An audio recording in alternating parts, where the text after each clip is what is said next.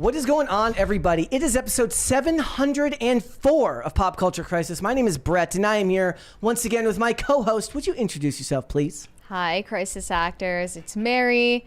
We're having some technical difficulties with the money guns, I must say. I won't make the impotence joke that you know that I wanted to make. I'm not going to do off air, Brett made that joke. Again, and I was like, it's funnier the 600th time. It always is. I don't care what you say. My sides are in orbit, as the kids say. They were splitting from side to side from all of the humor. Literally splitting.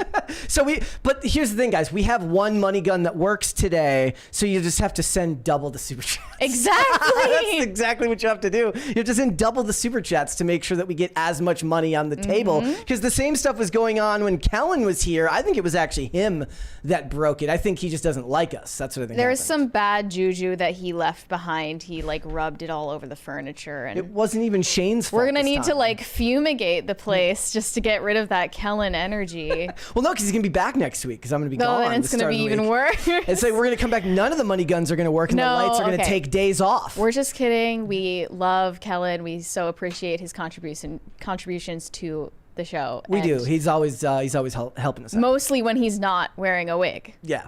Well, I don't know what you're talking about because the wigs were a huge hit when we wore them. You know. I'm sure they were.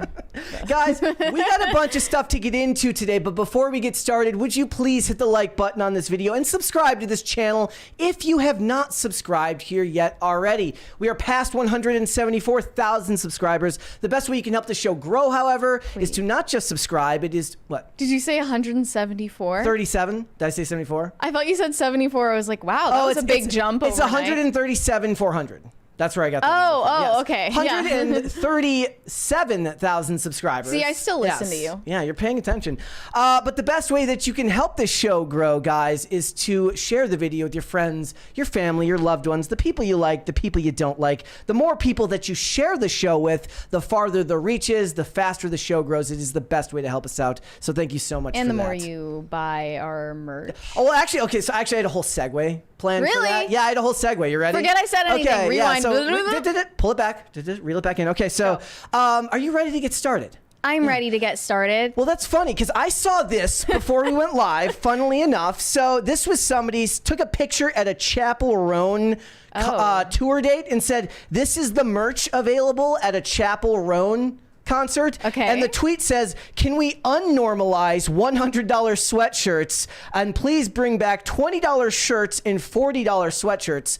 Well, it's funny you asked because we actually have a $40 sweatshirt available right now on Teespring that we just released. Double chunk chocolate hoodie. Oh, that's perfect. Yes. It's actually $40.99, but I'm rounding down. Whatever. It doesn't matter. Chapel Roan could never. She could never. Guys, we have the brand new Stealth pullover. It is October. It is obviously fall. You will need something to keep you warm while you are out. Perhaps you are going to haunted houses, or for gosh sakes, maybe your girlfriend drags you to a pumpkin patch, you know? Do men really hate that? I have no... As much as they claim I've never been dragged to a pumpkin patch, so I can't actually say. Personally, I don't get the obsession with pumpkin patches.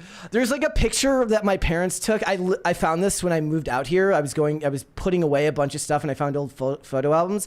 And there's like a picture of me and my brother at a pumpkin patch, and we're like abusing each other because my parents took his, like, my brother's like 7 years older than me, and I'm like punching up at him, and I felt bad for my parents in the moment. Energy. Yes. Even to this day. Like it's the idea of you think it's gonna go this way, but it's never that. It's what about the haunted corn maze? You could do that. What about that? Well, exactly. If you're going to go to a haunted corn maze, or you're gonna go and do anything, perhaps you're taking your nieces and nephews or children trick-or-treating, you wear this hoodie. Or if you're stuck doing one of those, what are they, trunk or treat, which are really stupid. Oh yeah, that came up last year.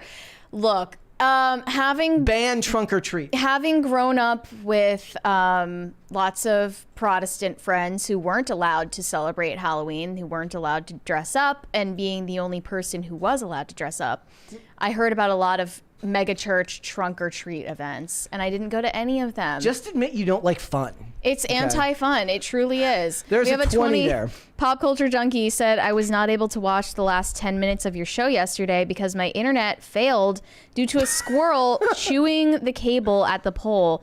It was fixed in a couple of hours. Has anyone ever heard of this? I don't have rabid, hungry squirrels around me, and I'm kind of crazy. And considering how many cats are just all over the neighborhood that I live in, They're I'm keeping the surprised. squirrels in check. They're eating the squirrels. That would be my guess. Is that's what keeps the hungry squirrels from getting at your phone lines. Well, at least it was just the last 10 minutes. You know, you were here for the rest of the time. That actually reminds me. There was a 20 at the end of the show yesterday that happened like right as we went. Yeah. Right as like literally. Yeah, but right we as always say, you know what? You should have sent it earlier. Let me see if I can see it here. If it's all the way down. You're at the going bottom. back into the archives. I'm literally going into the archives to see who sent You're it. going through literally every super chat we've ever gotten. We have all of them. We keep them all logged. So you guys should send more, so that way we can. And keep in mind what you say, because it's all documented. I can look back at it. It was from St. Miles. He said, "Need a crisis party." That's what he said yesterday. Well, we got one. Yeah, we did. So you got what you wanted. Yeah, we did. All right, hold on. Now I gotta fix this. Go back to this full screen. You definitely did not need to there we scroll go. through every Hold, super chat. Hold please. We're going PCC back. history. There we go. All right.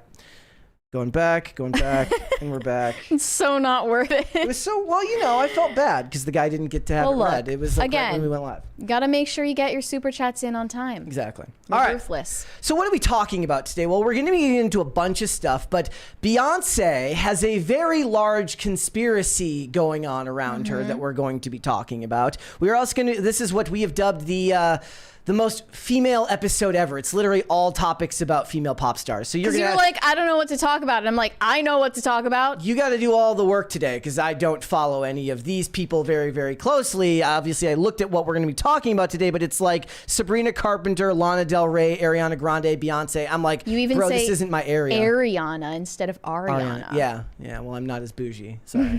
All right, let's go ahead and get started then, shall we? We're going to first start out with some news of what's going on with Joker because the film does come out today. We will be going to review it today. And what I want to take you through here is a little bit of a visual imagery of its descent from the ranks as the score for the film has just dropped lower and lower. Curiously, 5 years to the day that the original Joker came out.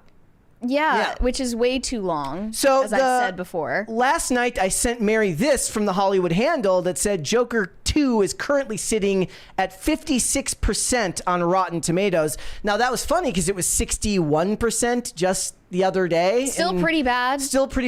But then I'm looking at it now. It's 44%. Well, yeah. So this is what the next thing was. Then it dropped to 48%, and they said Joker 2 has fallen to 48%. And right before we went live, I said, I'm just going to double check and see if it's still there. No. In fact, it's actually dropped all the way to 44% on Rotten Tomatoes. Wow. People were actually giving us crap the other day because when you were gone, we did a segment where I accumulated a bunch of the early reactions that people put out on Twitter about the movie, and I just found a bunch that were good and a bunch that were bad, and people got mad because I put fans divided over the movie. Like, we're not divided. Everyone hates it. I was like, well, the existence most people, of the people haven't seen it yet, so give it a chance. And most of you in the poll today are saying you're not even planning to watch it. Yes, we do have a poll up in the live chat. It doesn't look good for them. We have another $25 super chat from Jose Quintana. Long live the Ghost Queen. Long live the Optical Underlord. Is that you? The Optical Underlord? That's going to be my channel if I ever start my own. Very optical on camera, not off camera. I'm off to Puerto Rico for vacation. Please keep the country in line. Long live PCC. We'll try our best. Thank you. I have a question for you, Jose. Have you ever heard of the annexation of Puerto Rico? He probably has. If you've seen the movie Little Giants, you know what I'm talking about. Anyways. I'm looking at some of the reviews right now. The other week, we were laughing at some of the very politically biased reviews for the first Joker movie, and I'm already seeing more of that. One of the Rotten reviews says, if any director should be making a 2.5-hour apology sequel, it'd be Todd Phillips for Joker, but he's obnoxiously oblivious as to how his movie accumulated the toxic fandom he's now spent a whole sequel lecturing against. So what we're looking forward to is in a 2.5-hour long apology video for the first Joker. So basically, it's like, look, we made a movie about a guy who's been beaten down by society, failed at every at every turn. And now because a bunch of lame journos in the mainstream said that that's bad, I had to spend $200 million to apologize for making a movie about how somebody had a rough life. You made inner city social workers look bad, and you mobilized white incels into violence against happened. minorities. Which never happened. The funny thing about this is, guys, so the original film grossed $1 billion. It opened to $96 million domestically on a budget of $55 million. Here's the problem. This film is looking to open to just $50 to $60 million domestically on a budget of $200 million. It's looking to take in about $150 million all in worldwide. But again, remember that when you get the budget for a film, you take the budget, you times it by 1.5 if you want to add in the marketing for that film. And then when you get that opening weekend, in this case, $150 million, you then divide that by 2 because they're splitting that with the theaters, which means they're going to take in $75 million of that $200 million budget, not including marketing. And what they would have going for them would be strong word of mouth like the original film had. It had a lot of intrigue from the culture because of crazy reporters saying that there was going to be incels causing riots at the theaters, which I use this as I always say that my dad, he's the bar you set. If my dad has heard of it, that means it's reached a certain zenith in the culture. Well, I don't know if my dad has heard about Joker 2 Electric Boogaloo, but I do know that it doesn't have the cultural relevance that the 2019 Joker movie had. So making up that budget's going to be infinitely harder. That's on top of the fact that right now, look, a lot of the responses when we asked people if they're going to see it was, in this economy? Yeah. In this economy, bro, I can't afford bread. Am I supposed to go and spend $30 on a movie that's going to lecture me? Yeah. Nobody wants to do that. I've asked this before. Do you think that the election cycle affects the performance of a movie? If there's a movie coming out just prior to the election? I have seen somebody I talked to recently actually. Who the hell was I? We got I a literally 20, just had sorry. this discussion with someone. Jose Quintana said the spoils of Spanish-American War way back in 1898, yet Puerto Ricans are American citizens. No green card needed here. Long live PCC. Well, the annexation of Puerto Rico was also a genius football play in the movie Little Giants. So that's what I was talking about. You just went into some geopolitical mishgas. I don't know what that's all about. I know that it was a play in Little Giants, which Devon Sawa, executed to perfection. I mean, I think that what you're saying about the I think that people before an election cycle, they're going to have more anxiety about their wallets, and they're going to be confidence is down, so more reticent to spend money on spend their disposable income on something like this. Or any movie, really. So that could affect it.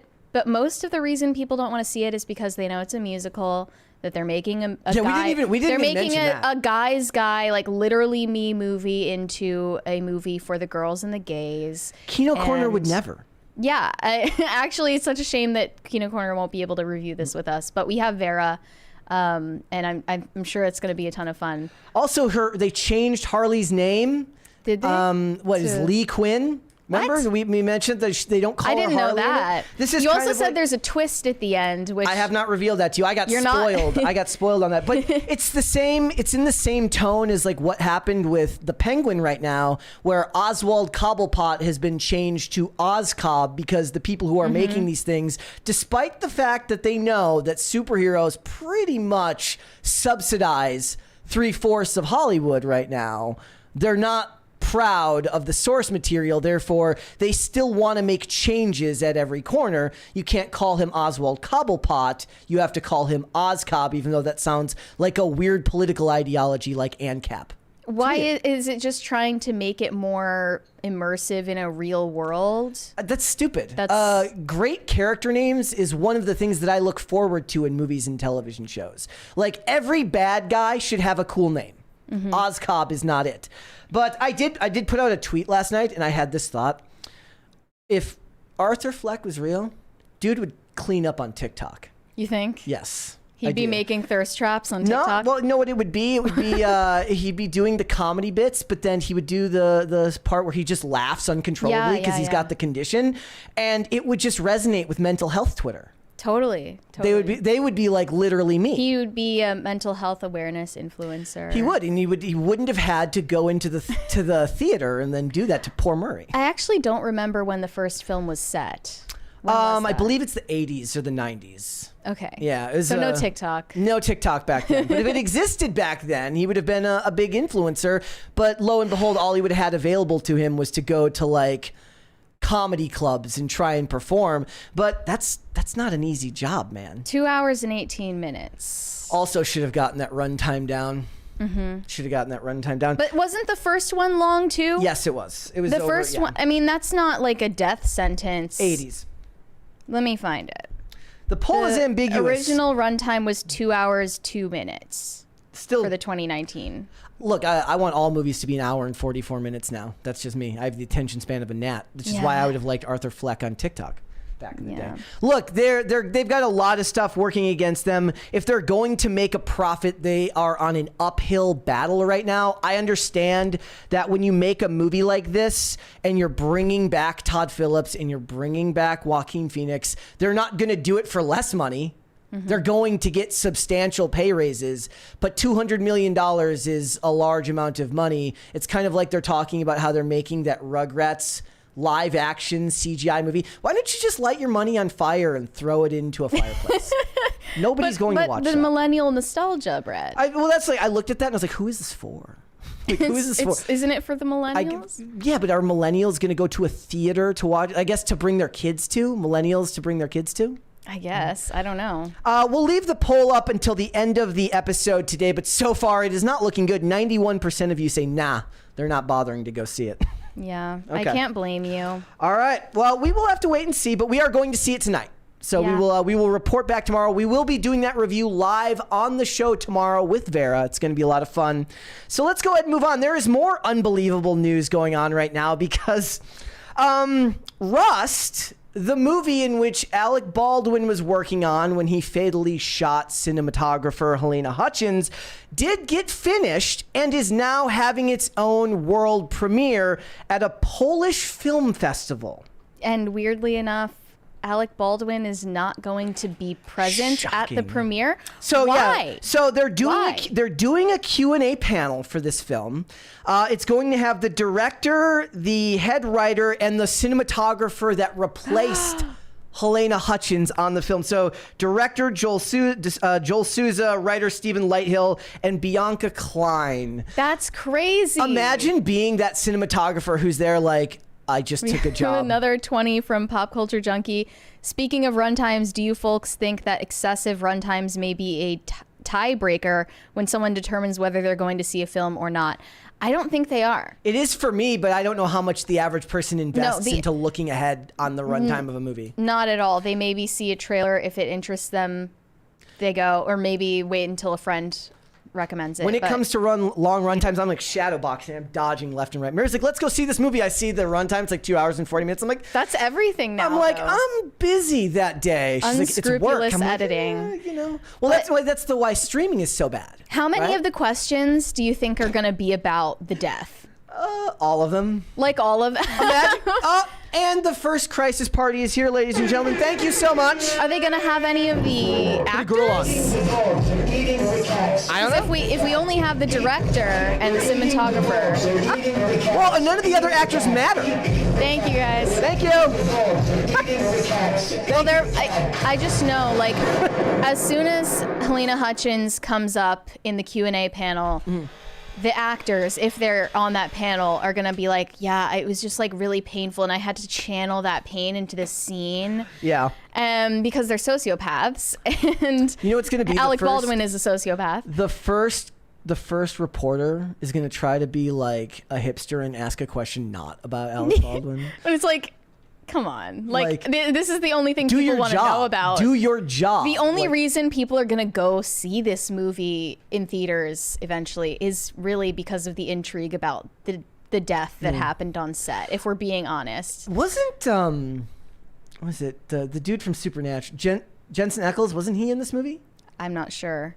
I just know that even if Alec Baldwin is not on the panel, whether or not that was his personal decision, they're going to be talking about him because he's the star of the movie. I mean, it has to be and like if they're going to be talking around him awkwardly. So why not just put him up there in front of people and have him be transparent about what happened? Yeah, you know?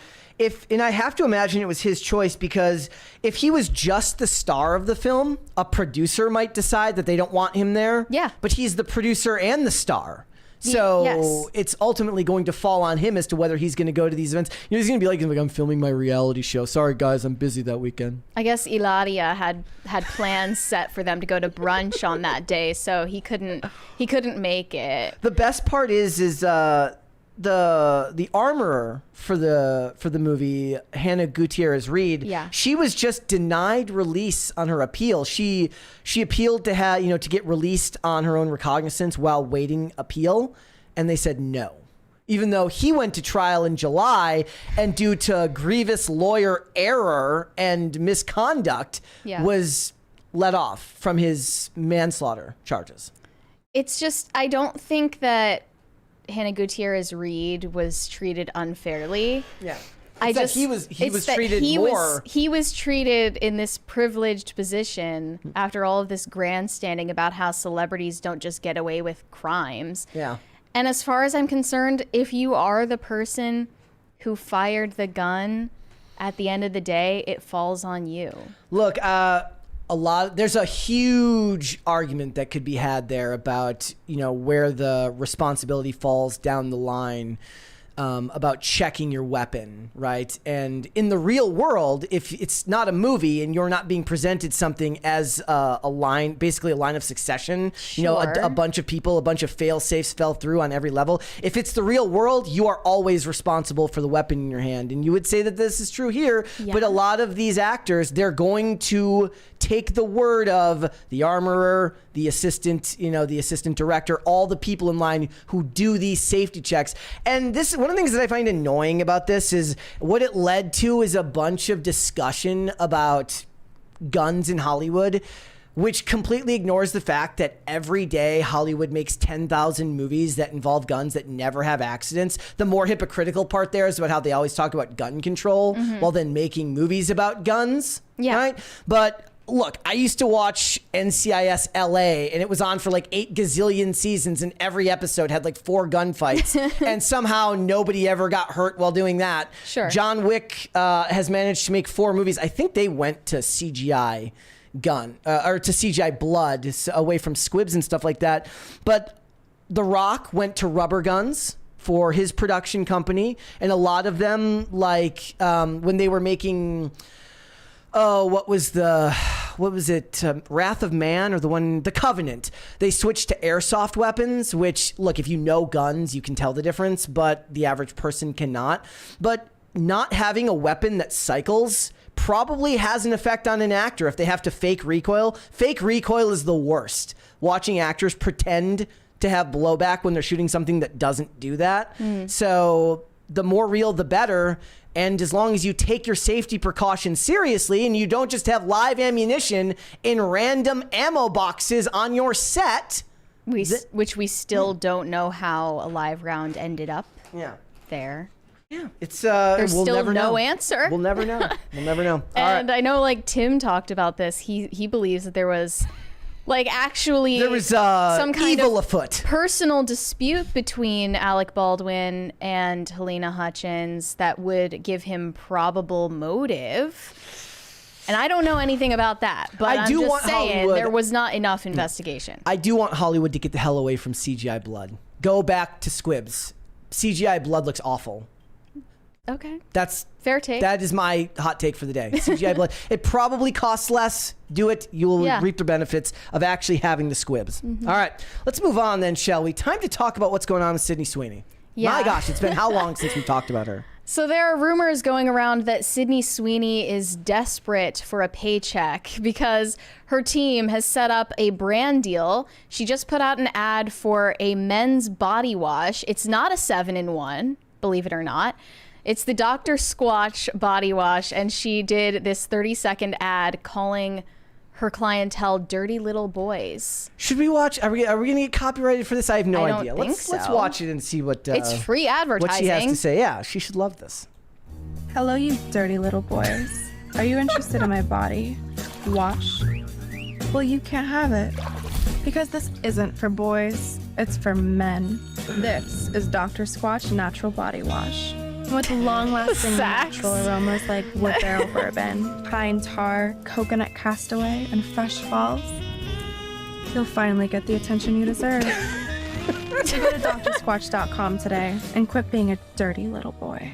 Look, It's like the year- Sabrina Carpenter ad for the hair product where she's like, I'm Sabrina Carpenter and I know a thing or two about a good bang. in the year 2024, I'm just happy to see such shameless sexualization just thrown right out there. You know, we're in the age of female empowerment and feminism in Hollywood. A little bit of just blatant sexism goes a long way, guys. Well, the first take I saw was someone asking, who does she owe money to? Just like, why would she make this ad if she didn't have to? Anybody who's Yeah. been paying attention to the way she's focused her career trajectory would know that this is actually right on brand for her. If she went out here and did some like female empowerment ad, which is actually not even far off. We were just reading an interview about her and she talks a lot about, you know, being a strong, independent woman who don't need no man. Fine, but that's not her brand. It can be true, but it's not her brand. One reply said, women who are hot as a career need to save as much money as possible before it stops being a career.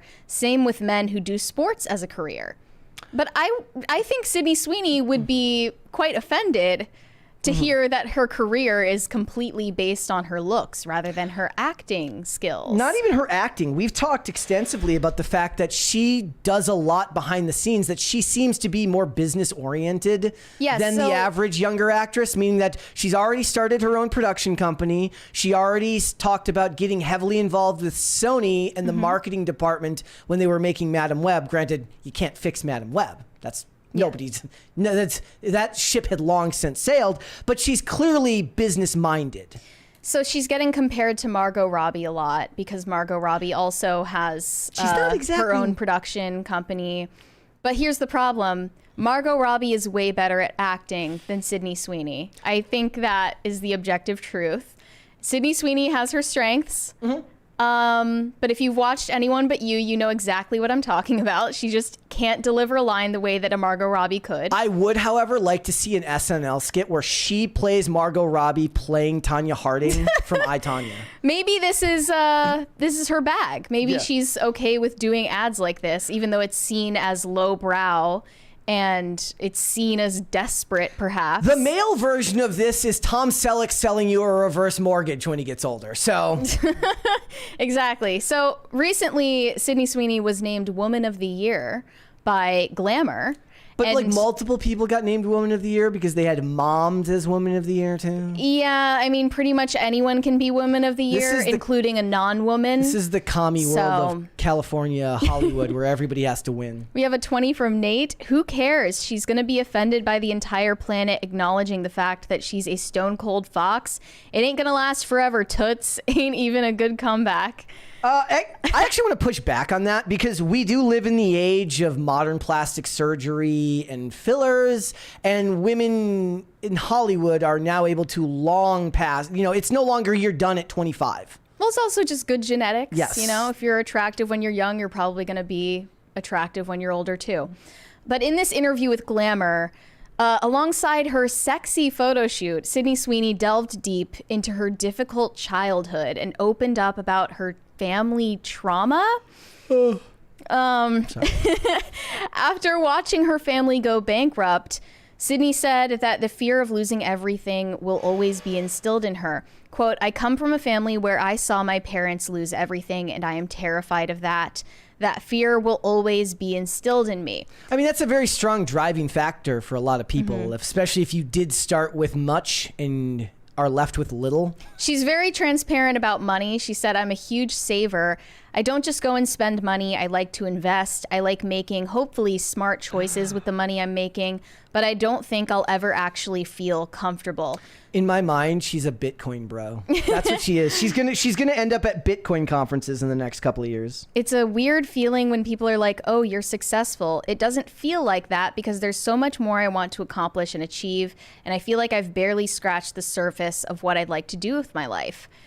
It turns out that body wash commercials are just a stepping stone into her dreams of becoming a powerful executive in Hollywood. So Look, more power to her.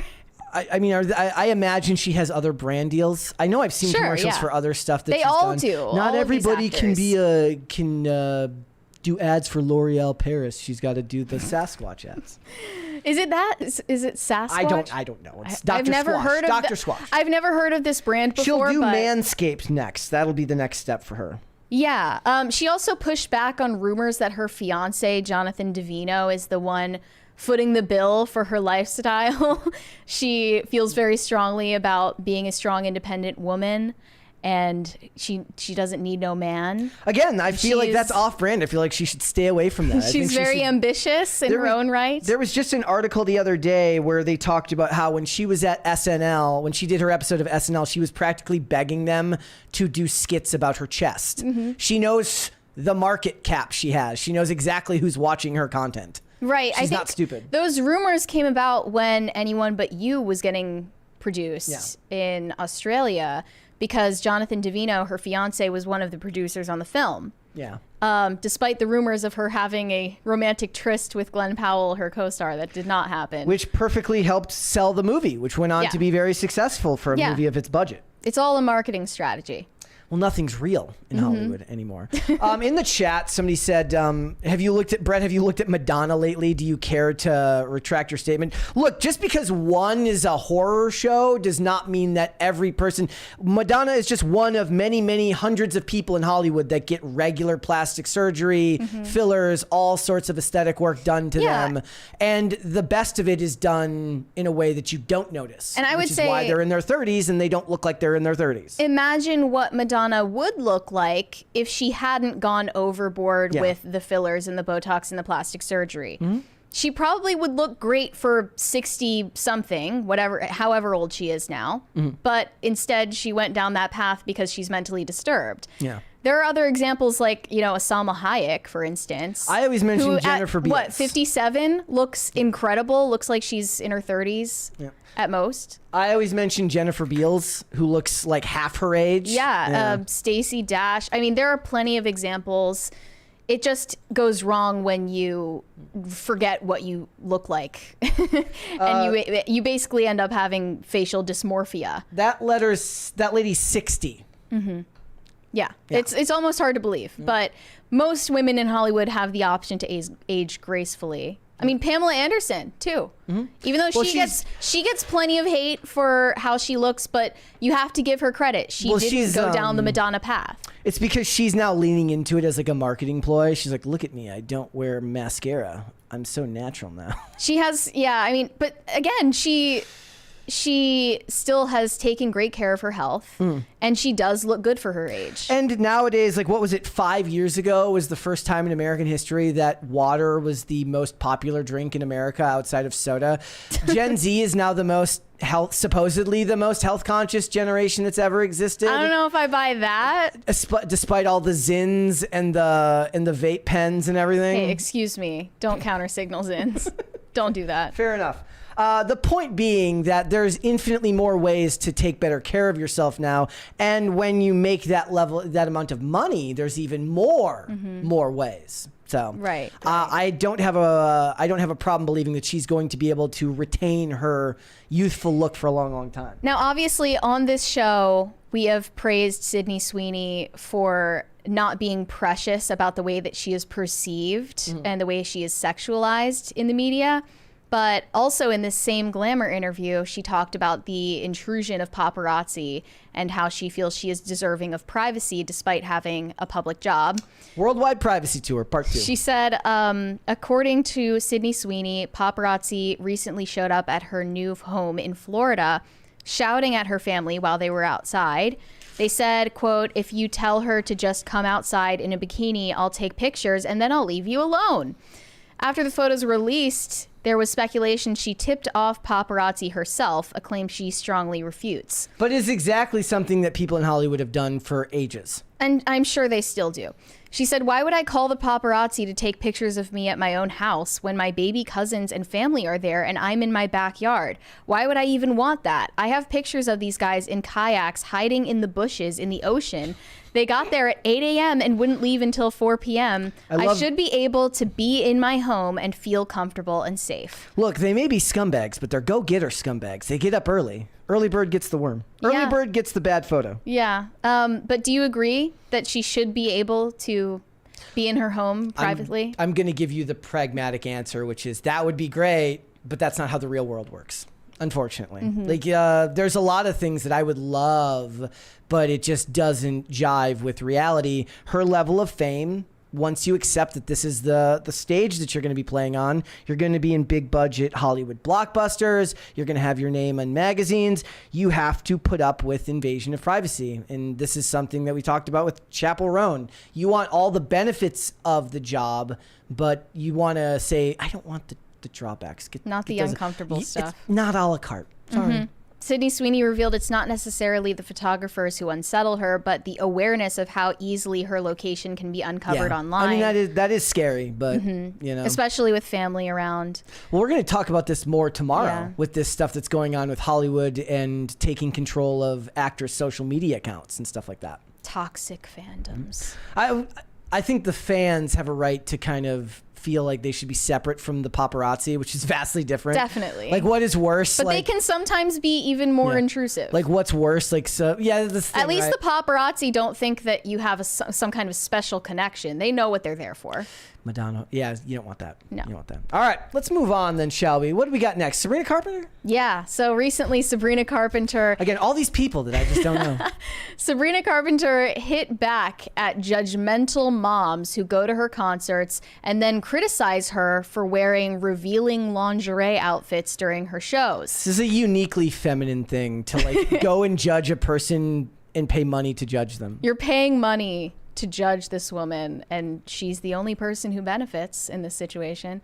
But as you can see in this photo here, this is the typical garb that Sabrina is wearing during her concerts. She's on tour right now for Short and Sweet, and she wears these bedazzled bodysuits with stockings and garters and thigh highs, and she wears the same stuff in her music videos. She has vulgar lyrics, she makes vulgar jokes, but she has a very innocent Polly Pocket persona as well. Interesting. Never heard that before. Like, people have pointed out the dissonance between Sabrina Carpenter having these vulgar lyrics and this sexualized persona, but still primarily appealing to a female audience.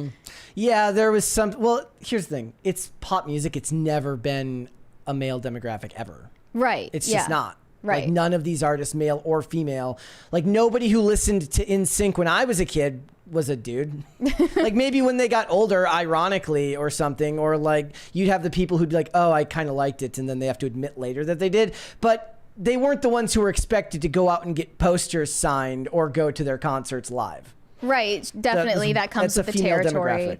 But it is interesting when you compare it to Taylor Swift, for instance, who wears things very similar to what we just saw in that photo. No garter, though. But without the stockings. Garter's doing all the lifting on that one. It must be. Yeah. Or there's just something in their personalities that's different. Or it's the fact that Taylor looks like one of those wacky, waveable, inflatable tube people when she walks. So it just doesn't have the same She doesn't have the dance moves. No.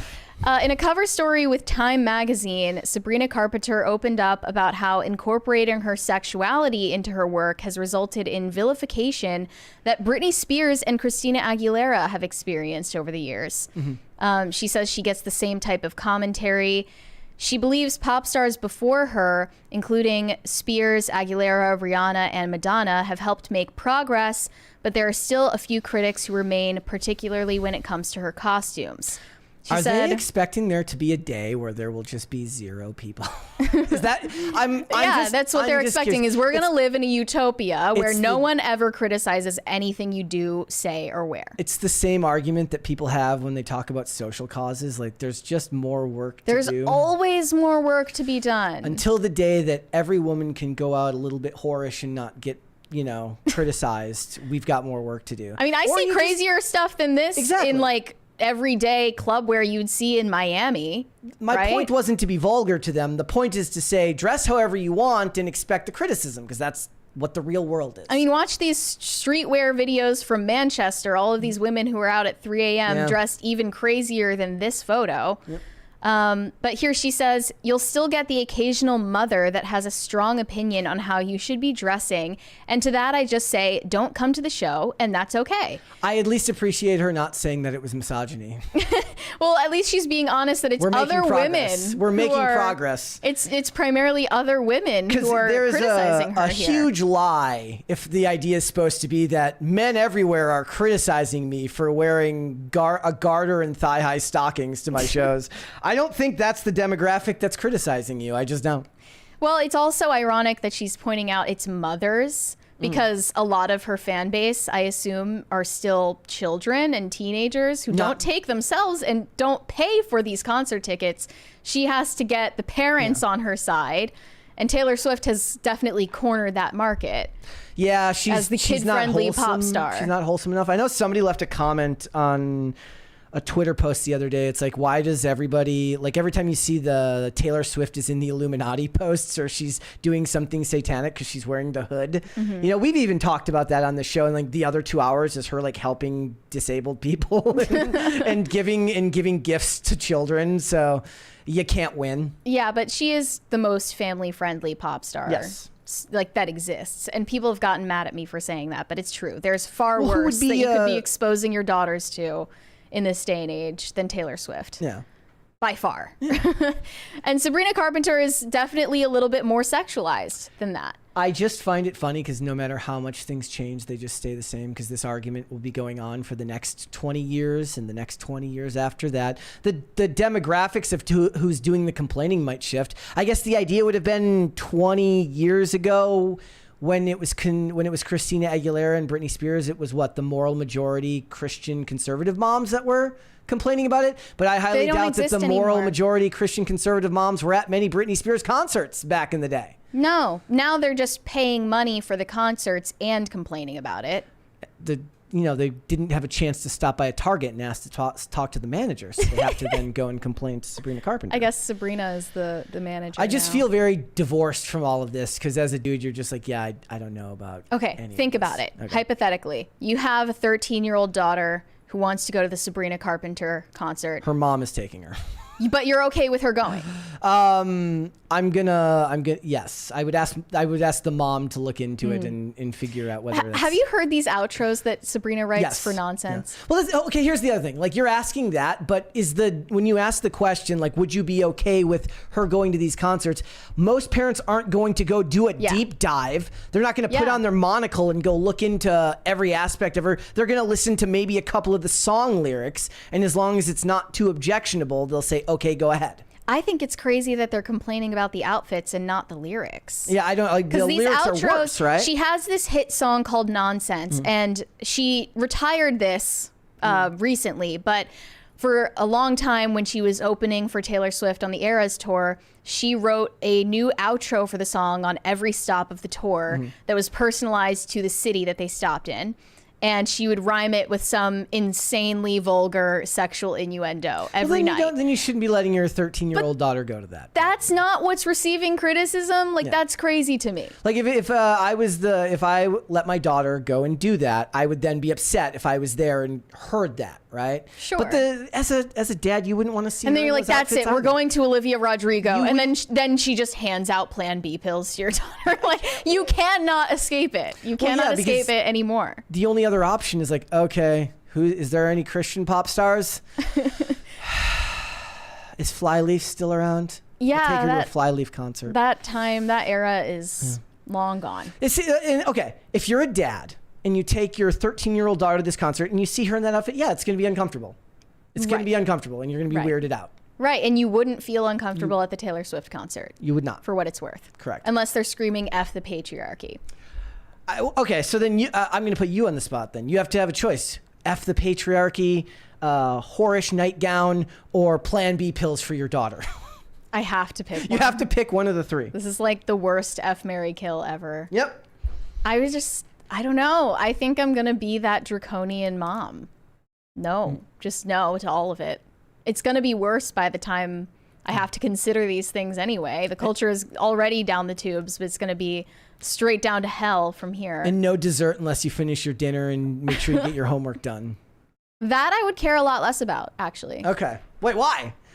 I don't know. I mean, see, when I was young, it was you had to finish. Have you ever seen the memes? It's like that's way less important than the media your kids are consuming, right? Me at 13, like when I won't finish my dinner for Africa because there's starving kids in Africa. That's for what me. It was China. Not my generation. Every kid my age was guilted into finishing their dinner because there were starving kids in Africa. I was never actually thoroughly explained by either of my parents why me finishing my dinner did anything for starving kids in Africa, but I suppose it was the principle of the matter. Right, exactly. Yeah. No, I mean, my parents never like hounded me about my grades. Yeah. I was just... but you were a good... My parents had to hound me about my grades. You didn't. You were a good student. I was not. You had other things to do. Yes, You had more important things to do. Well, I was, well, also, like, when you play sports, grades have to reach at a certain level anyways, otherwise you're discouraged from playing. Right, exactly. Yep. All right. Well, that answers our question, the worst F, marry, kill ever. All right, let's, what would you like to see? Cringe or cute of the day? You can pick. Which one first? Let's watch Cringe first. Okay. It's a pretty bad one. Here we go. I don't know how you're going to feel about it, but... All right, what does it say here? It says, streamer Sam Pepper gets zesty with wardrobe designer. All right. Oh, man, it's 2 minutes and 30 seconds long. Here we go. If you need to stop it. Usually I would use my tailor's yardstick, but I think for the warlock here, I've got something special on it. I really didn't need to see that Indian rug burn. It gets worse. You put this in your hands, warlock. I think there's glue. Oh, there is glue in this boy's spikes. There is glue in his spikes. Can I put one of your spikes in my mouth? I love that. You would love it, wouldn't you, if I put one of my spikes in your mouth? Oh my goodness. Okay, no. So we're jumping ship. What the hell is this? I don't know. It's cringe of the day. Like, what do you want from me? I am making it's cringe. Okay, no, we're done. Okay, it's cringe. I gave you what you wanted. If this had a point, I would say let's finish it, but he hasn't even got anywhere near a point, and we're like 34 seconds into it. Is there ever a point to cringe of the day? Okay, we're going to cute of the day. Palette Didn't know it was going to be that bad. I didn't know it was going to be that bad either. We're going to the palette cleanser. Hold on, guys. My goodness, that was awful. All right, first things first. This is from Michael Burkhart. Thank you for sending this in. Says, this is Waffles on the left. She is deaf, half blind, and only has one brain cell, but she's family. Lulu is in the center. She always has her resting bitch face, but is always happy. Well, those are incongruous ideas. Buck is on the right, and he is the king of giving puppy face. Well, that dog looks stoned. Well, there's only one brain cell. It's doing all the work it can. I love it. Love the RBF. Very cute. Very cute. Very demure. Those are very, very cute dogs. Mm-hmm. All right, let's do one more here. This one's from Terrence Rice. Hado being Hado. Aww. It's like got blankets. Like, why would you even need a blanket if you got a cat? Why do cats need blankets? It's a cat. It's got fur. It's got its own blanket. Doesn't matter. Aww. It's hiding. If it fits, it sits. Is he about to fight someone? The snake. Yep. Ah! Okay. All right. Thank you, guys. I think Hado is also the name of like the evil baseball player in the movie Rookie of the Year who hits a home run off of Henry Roland Gardner. Might have been spelled differently.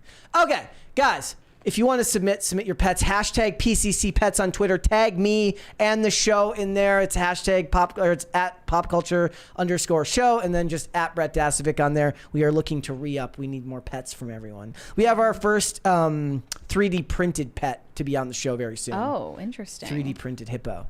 Any day now. All right, let's go ahead and get started then, shall we? What is this Beyonce conspiracy? Because we got to tread carefully with this one. Lots of allegedlys. We're not going to catch a lawsuit. It'll be fine. Just yesterday, we were talking about some of the more disturbing revelations coming out about Diddy. And since his arrest and all of these reports about Diddy, the next people in the crosshairs happen to be Jay-Z and Beyonce. And I saw people posting about them saying everybody knows it's just a matter of time. They're next. And Jay-Z and Beyonce have had a lot of allegations swirling around them in the past few days. I think there's a trend on TikTok now that is just attempting to expose Beyonce for unimaginable crimes against humanity, but also more specific allegations are being made. Yesterday, Piers Morgan had a singer-songwriter named Jaguar Wright on his show. Jaguar is a great name. Yeah, it is a great name. I do love it. I had never heard of this woman, but apparently she's been in the music industry for decades now. She, at one point, was a backup vocalist for Jay-Z. She claims she's familiar with Diddy, and she was friends with a lot of these people who were involved, and she has inside information.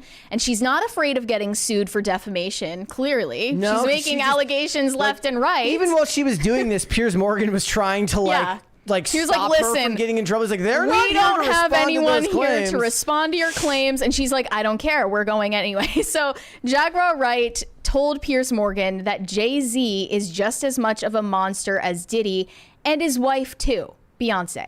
So let's watch this clip and hear what she has to say. Here we go. Why there's no vindication for me? Because for 4 years, I've been screaming, not just Diddy, but Diddy and Jay-Z are monsters. And the victim-making machine kept going on. Jay-Z has been notable by his silence since these charges were brought against Diddy. Why do you think that is? Because that's what he does. He starts little fires everywhere, forces everyone involved to go and carry water while he sneaks away without a response. That changes now, Sean. You must respond. Government name. You have no choice. Like when your mom is really mad at you and uses your whole name. Harvey Weinstein, Jeffrey Epstein, Robert Kelly, Sean Combs have one person in common, professionally and privately. Sean Carter. I'll give her this. Most of the time when people do these types of interviews, they vague book around all of it, and they don't name names. So, assuming that she's just not afraid of a lawsuit, right? Well, I assume she's not afraid of a lawsuit because there is some credibility to what she's saying. Let's only time will tell. This has been a fist of tyranny that has been punching through our culture and our society for decades. It must stop. There's been obviously a lot of cruelty-free artistry. Right. There's been a lot of rumor mill about what has happened in the rap world. A lot of allegations that the misogyny in the lyrics clearly was based on a general misogyny towards women away from the music. And that clearly seems to have been borne out by these charges against Diddy, which if he's found guilty of all this, he's never coming out of prison. How dangerous do you think? Thank God. How dangerous do you think he is as a person? I think he's one of the most dangerous people I've ever met. A lot of people have been questioning, well, she doesn't really know him. She has no knowledge of him. She doesn't have a picture with him. I'm smarter than Claudia Jordan. I would never take a picture with the devil. Everyone knew he was the devil. He's been the devil for 30 years. He's been covered and protected by not only Clive Davis, but Lucian Grange. CEO of Universal Yeah, Music He Group. was selected to be the demon that he is, to keep the culture in line so the industry could continue to rape it for all of its precious jewels. We have too many lost. The list of lost is ridiculous. And everyone knows Diddy was selected for this job. Okay.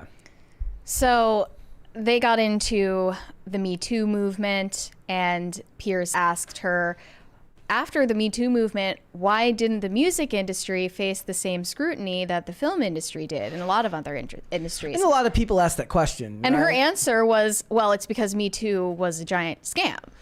And the other thing that we've talked about on this show many times before is like there was not just a reckoning behind the scenes in Me Too, though we've had many debates back and forth about how well that actually worked. You know, a lot of those monsters are never going to actually get caught. But it had long-term ramifications for the types of stories that were going to be told and the lengths in which feminism is taken in Hollywood. That never made it to the music industry. Right. Like the idea that we talk a lot about when you watch movies and women talk about how women's sexualization is shown on screen. And the idea is like you can do a scene in a Hollywood movie as long as a woman is directing it, a woman can be sexual. Right. Mm-hmm. But if a man does it, there's inherent misogyny there. Because the thing we would always point out is like, why are these movies lecturing everyone or making people look ugly? But then when they go on red carpets, they're sexualizing themselves. It seemed incongruous at the time. But they have their own logic for that. It never even made it that far in the music industry. The lyrics, if anything, got more. Yeah, and when Pierce made that comment about misogyny in rap lyrics in reference to Diddy and Jay-Z, I just thought that was BS because now, as we know, hundreds of accusers have come out who are male toward Diddy.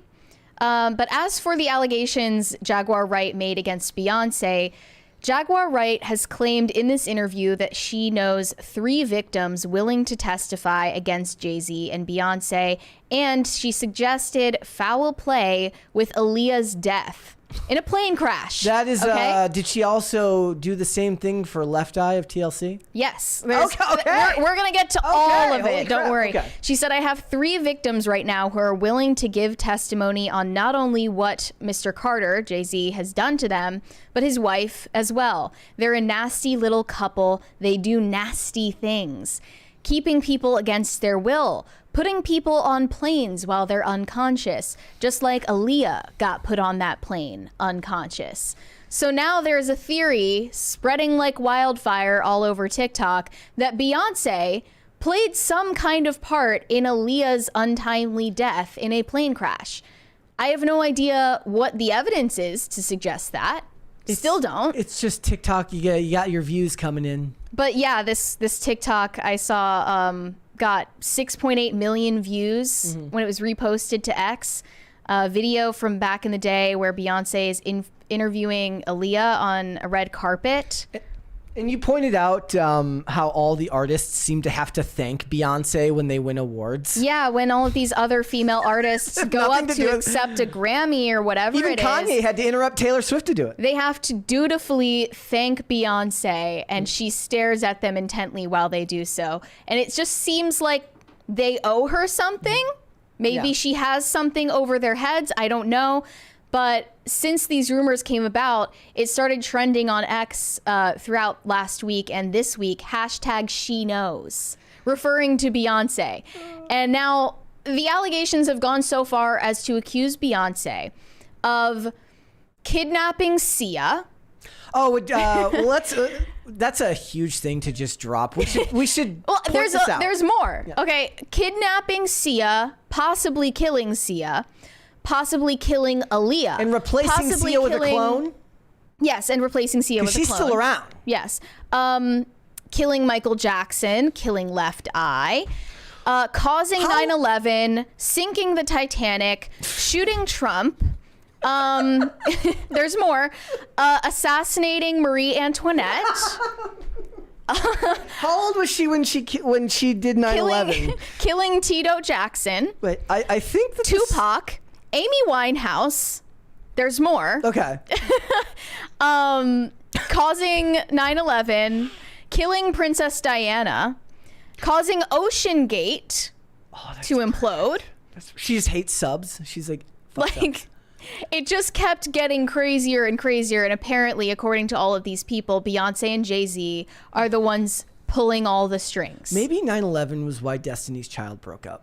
Maybe. Maybe that's why. They're all saying the truth will come out very soon.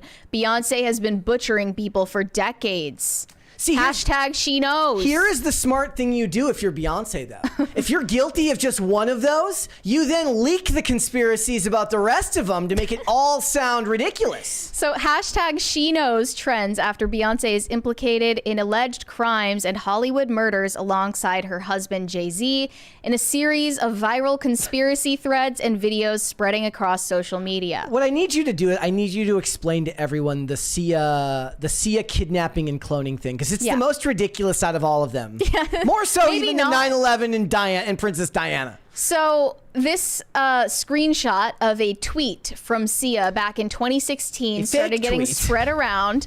I wasn't aware of this, but apparently it was a fake tweet. Shocking. And in this tweet, Sia typed out, "Baby, everything your own nice cat eats. Kangaroo is dead, and nowhere and purple penguins every day. My egg."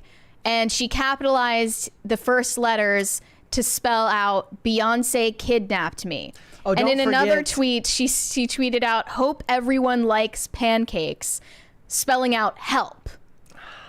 So the rumor was that Beyonce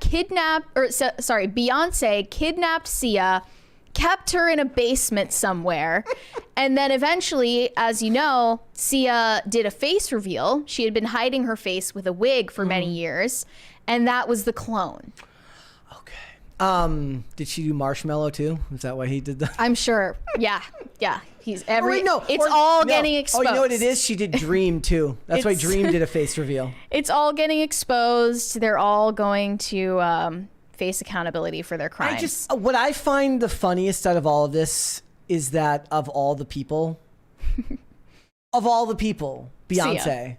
No, of all the people, Beyonce. Of all the people to Beyonce? be accused of all the stuff. Okay. I don't think that it's outlandish to claim Beyonce at least knew of the criminality that Diddy was engaging in. No, I'm talking about the rest of it. I'm saying, like, pick a more like palatable, like realistic person to be the person responsible for both 9/11 and Princess Diana dying. Like, if She you, was operating on the astral plane If you outside wanna- of time. before, because she would have been how old in 1997? She's like my She age. killed Tupac when she was 14, according to TikTok. You know what it was? I think she did it to Princess Diana because she probably had her parents invest in Beanie Babies and had those princess, and she wanted to have the Princess Diana Beanie Big Babies payday.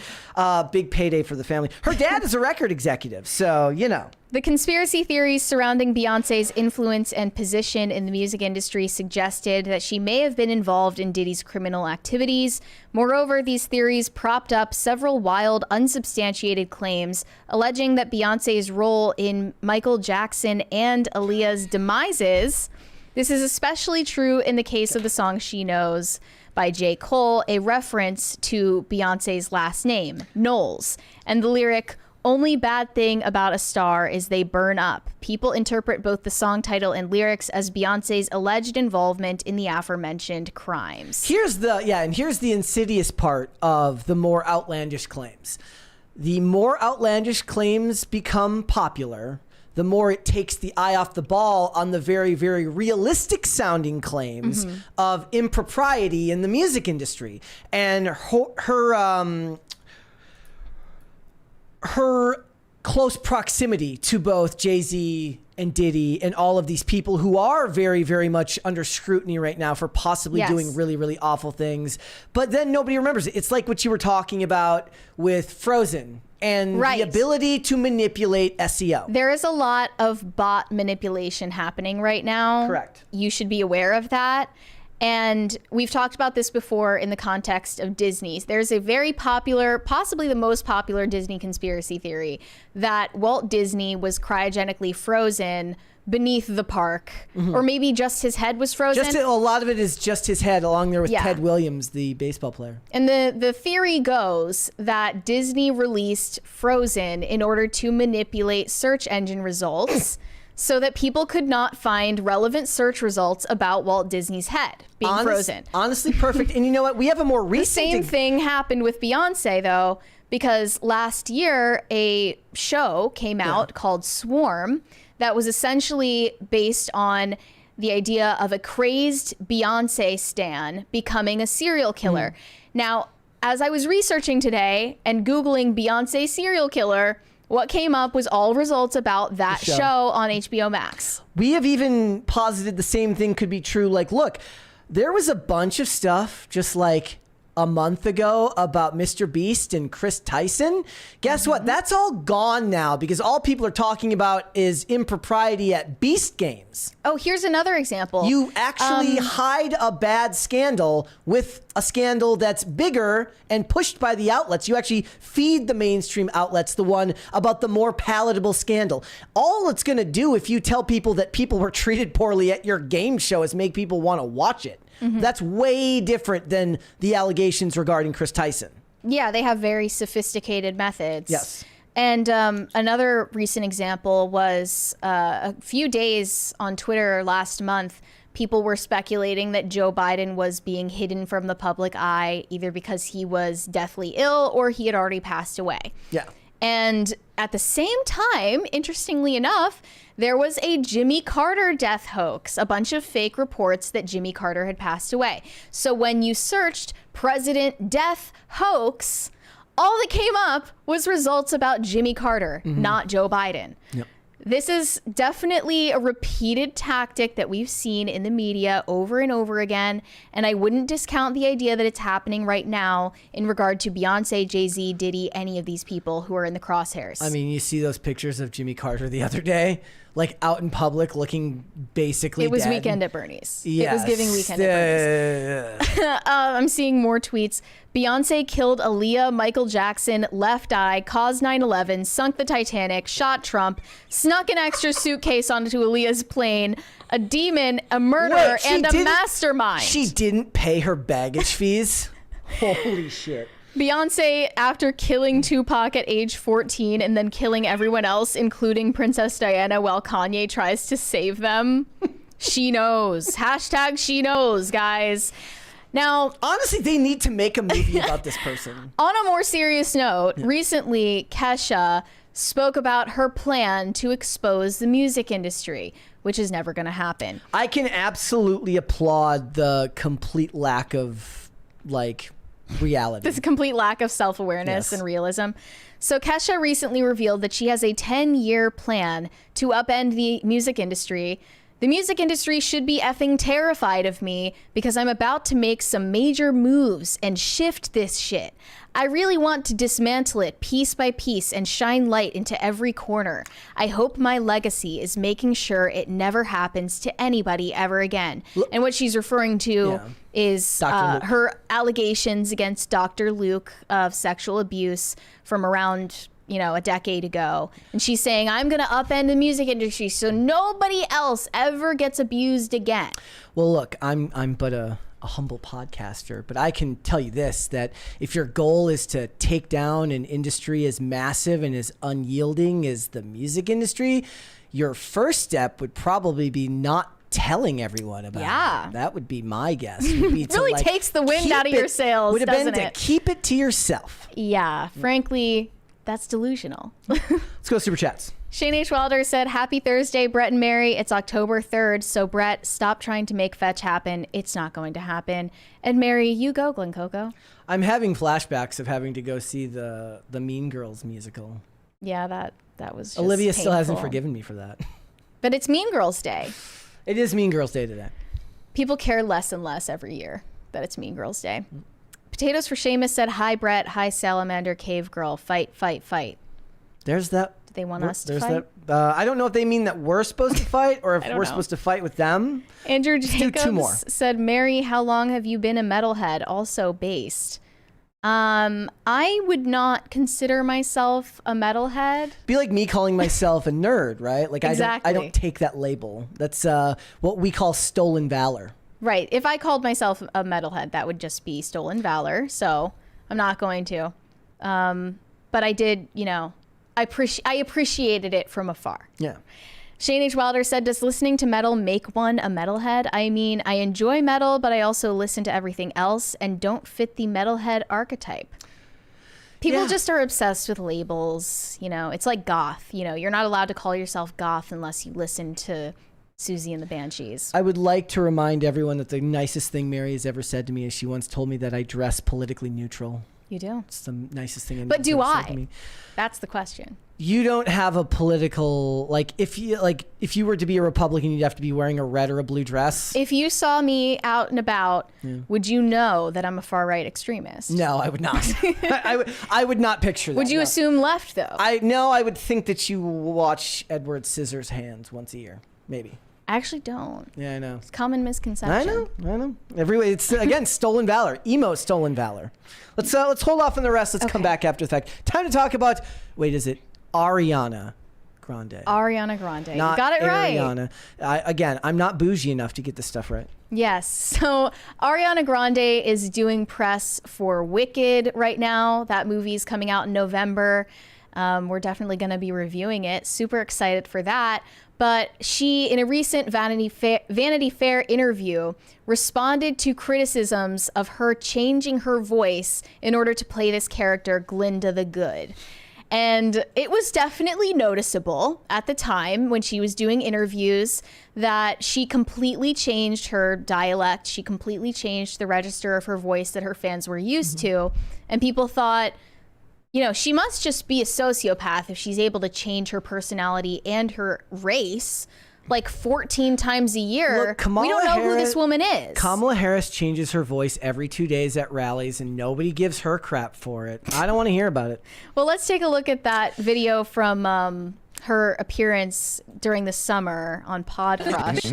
I also have it on good authority that Hillary Clinton keeps hot sauce in her purse, and that's a totally Hot sauce real in her thing. bag swag. Here we go. I mean, that's the only thing I thought. This one, right? This is her normal That's how I voice. felt. I was like, what has happened? And then she switches. Yeah, I don't know. But yeah, I've been writing a lot, and maybe there's some more, but I would like to do a deluxe at some point. It's funny because just so. Isn't that weird? Fun fact, I've gotten Olivia into watching Person of Interest. Reset the counter, everyone.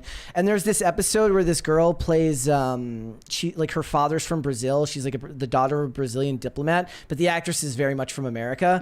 And she's good enough where it made sense to me the first time I watched it, where when she's speaking with her father, her accent is more noticeable, meaning that she sounds Brazilian. But when she's talking to her American friend, she sounds American. I'm like, Code switching. but I'm like, would she actually do that? Or was that just the actress like, I don't feel like doing it in this scene? Well, when Kamala does it, it's code switching. Code switching. When Ariana Grande does it, it's acting. And here, she has used this as an opportunity to call out a sexist, misogynist double standard in Hollywood. Is this the cookie one?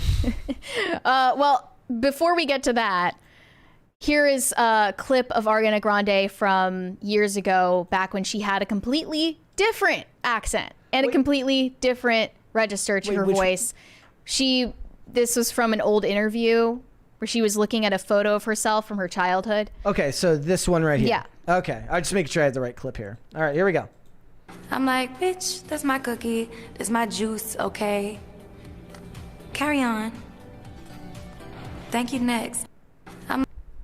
Whatever. So she's completely talking in AAVE. That's what they call it these days. African American vernacular. It's what English. Aquafina gets accused of. Exactly. Yeah, So, I forgot about that one. That happens to her like every 2 or 3 years. She's demonstrated a wide range of vocal abilities over the years. I mean, we that's have another good for 20. her. That's good for her as an actress to be able to do that. Yeah. We have a 20 from That Stanzatastic. This episode is so spicy, it has left me speechless. Controlling words, controlling minds, that I had to go get some milk. Want to ask, is this boom or doom? Straight up doom from the looks of it. Sorry I missed you, Brett. Bravo. My guess is that Beyonce asks that question every day. What do you want, boom or doom? Unfortunately, they're both. She always doom. picks doom. They're time. both doom. Even if you get the boom, it's a doom. So here was Ariana Grande's response to the criticism.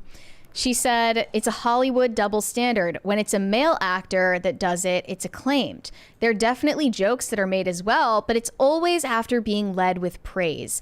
oh wow, he was so lost in the role. And that's just part of the job, really.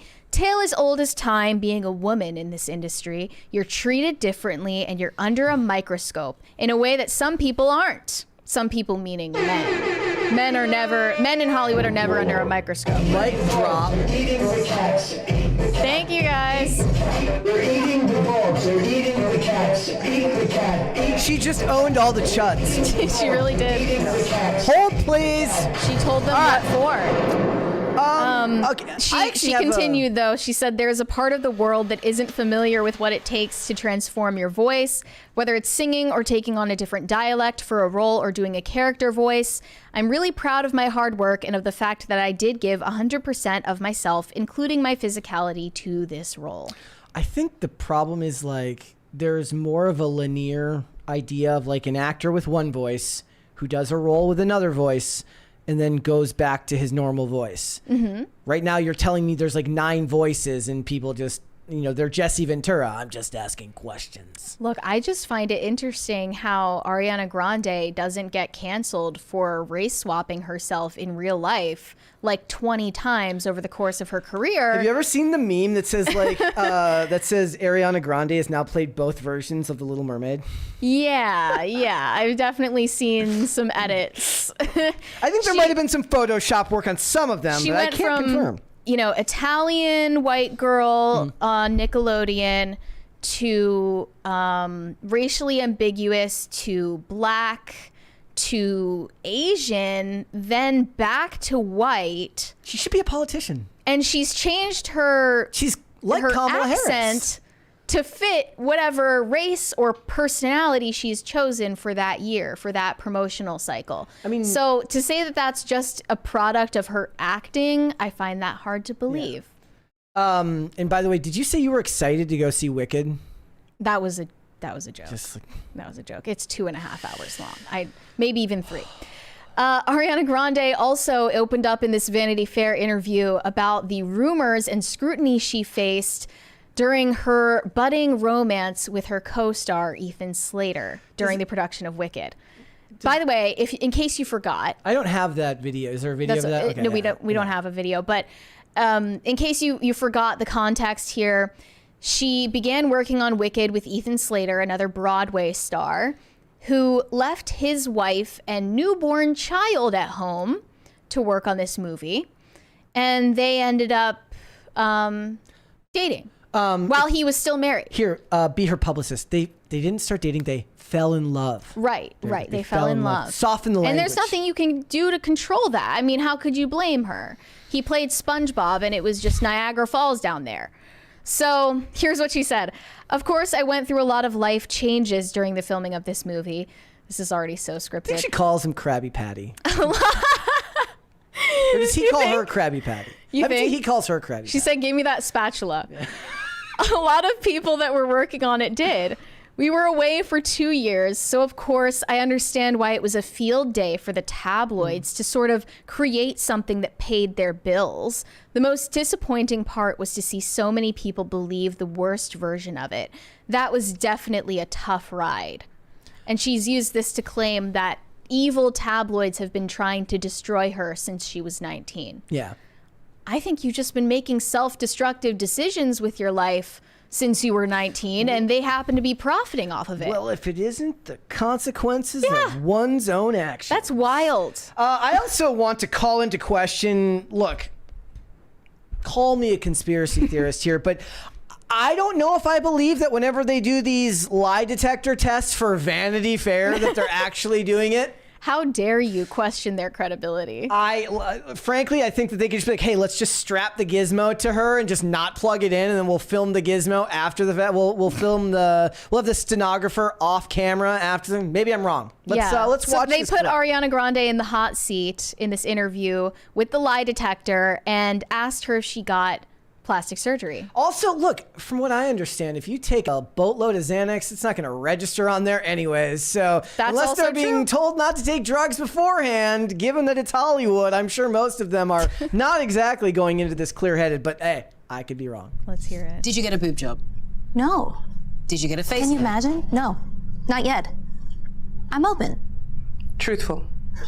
Wait, and go back to the other one. Nose lift. She's telling the truth. There we go. This is the best day of my life. It's just like an insert shot there. They just did that in post and then told the lady what to say. Exactly. Okay. Take that, you YouTube people. Ready? She got me. It's us. We're Did you get it YouTube first? people. It's us. We're No, the We're the I YouTube people. discovered it through people who thought I did, and I said thank you. Yeah. She's telling the truth. There we go. What about a chin implant? How do they do that? No. Come on now. I've had fillers in various places and Botox, but I stopped like 4 years ago. This we know, yeah. And that is the extent. But also, like, How old is she? She's 31, I believe. Oh, I mean, I actually believe that, mostly fillers and Botox. That she's never gotten an actual plastic surgery I mean, procedure. if she was smart and she had good advisors early on, they'd say wait as long as possible, right? Mm-hmm. I don't know. I would hope so. in full support of all people. Really, could you wear the most most poor thing for this whole could you wear a full dress? To completely cover Yeah. your pulse. Yeah. Who do these things work. Whatever makes women, men, non-gender conforming people feel beautiful should be allowed. Why do we care? Anyway, what's next? I want to keep going. Okay. All right. And I saw one reply say, one thing people who are telling the truth for sure do is gasp in shock when the lie detector operator tells you that your statement didn't show up on the test as a lie. They also asked her about the Illuminati. They asked her whether she is in the Illuminati. Is the Illuminati real? Here we go. Is the Illuminati real? No, I don't know. She is being truthful. Is the Well, I I know totally for a believe fact you. that YouTube is going to put a context note on this. And again, to the people who are listening to this show, they have strapped her into a lie detector and in the most uncomfortable looking dress you've ever seen and asking these questions. And none of the shots that were there were actually shots of the machine. They're from not in the behind same room. No. Right, Well, no. right. So what it is they have an insert shot of the device, but again, it's all done in post-production. That could have been anything. And also they're taking advantage of the fact that most people have no idea what they're looking at there. Mm-hmm. Yeah. And now that we know Ariana Grande is, of course, an inscrutable, honest narrator of her own life, they asked her to reflect on the sexual innuendos that were inserted in Nickelodeon shows back when she was on the network in the wake of Quiet on Set. Here's what she said. You don't remember some of it, and then it's thrown into this compilation and this thing, and you're like, wait, that happened? I can't believe that. What? Sure, Jan. I mean, do you think it's one of those things where I can't do it anymore. How old was she when that was being made? 17 to 18. Do you think that's one of those things where she looks back on it now and she thinks vastly differently about it than it was, assuming that nothing happened? I certainly hope so. I hope that she was not aware of it at the time, but I can't imagine that's possible. Dan Schneider has entered the chat. Yeah. And I just think that Ariana Grande is one of those people who is good at acting because she has no real self. So she can kind of step into whatever role they ask her to. Nothing wrong with that as long as you're not committing any crimes. It makes you really good at your job. Well, I would say ask the baby mother of Ethan Slater before. Hey, I didn't say she was a good person. I said good at her job. Sure. Okay. All right, super chats. Nate said, I wish to apologize for mean things I may or may not have said. Why would you apologize for things you didn't say? I'm confused. Corey Anderson said Jay-Z is slowly turning into Whoopi Goldberg. Yeah, there's some Photoshop mashups that don't look like they actually took a whole ton of work to do. No. Pretty impressive. Yeah. Technology. Shane H. Wilder said, someone just gave me a Jolly Rancher and I instinctively put it in my mouth like a Zin. I may have a problem. That's very, very possible. They really need to come out with Jolly Rancher flavor Zins. I mean, right now, all of these companies are collaborating, so that's not that far off. It's going to be the next thing on Snackalator. I know it. Corey Anderson said, is it Thursday? Where is Philium? We want Phil. Phil will be back soon. In fact, he sent me a message last night, and then it looks like he'll be back next week. Yeah, Philium was not able to make it on the show today, but he'll be back next week. Shane H. Wilder said, I bought the Zip Up. Simple Plan started playing. Love that for you. Now what you need to do is you need to grab a scissors and cut out some holes in the in the, what do you call them, the cuffs there for your thumbs. For the fingerless gloves Yeah. action. Yep. Corey Anderson said, if the lady is happy, no men don't hate it. No men don't. Not sure exactly Punctuation. what that means. Let's do 2 more. The Rumbling said, that's BS, Mary. It's called a hostage party, but somehow the hostages keep escaping. We're horrible jailers. That's the thing about a hostage party, is like, it's up to you to keep it going. Yeah. Feel free to hostage party today if you'd like. Yeah. We welcome that. Surenko Productions said, didn't Helena's husband join the movie afterwards? Yeah, I remember Is that true? Helena Hutchins' husband had like a breakfast meeting with Alec Baldwin like 2 days after it happened. That's crazy. There's a whole lot there. There's a lot of channels that cover this stuff more in depth. He started working for the movie? I think so. Something like that. I don't want to say that. I don't want to get fact check on that. I don't remember what it was. He was. I thought he pushed back at one point, but then he was made an executive producer on the film. Wow. That's crazy. Let's do one more. Potatoes for Seamus said, for Brett, Mary, and chat, what's your favorite fall/Halloween food/candy? And what kinda candy do you give out? Full size, regular, or miniature size? Okay, look. What? We need at least, if you want me to give out full-size candy bars, we need at least 4 crisis parties. I'm not giving out full-size candy bars yet. I got some full-size Hershey's on a few Halloweens. I will say that when I was young, so I grew up in a town called Woodbury, Minnesota. And Woodbury, Minnesota had 2 sides. You had the side that I grew up on, which was like by the workhouse where white-collar criminals served weekend sentences for DUIs. And then you had the rich side of Woodbury, which was like all the way across town, right? And that was where the 3M employees lived. 3M was like one town over, so they had to move into a suburb there. What you did on Halloween, if you were an industrious, child from my side of the tracks, you then had your parents bring you to the rich side of the town to get the full-size candy bars. I may or may not have done that on at least one occasion. It's sad because trick-or-treating is kind of a thing of the past. Yeah. With all of these helicopter parents and COVID freaks and... Because we asked where we're at, we're like, do they trick-or-treat? And they're like, no, they do trunk-or-treat. I go, bleh.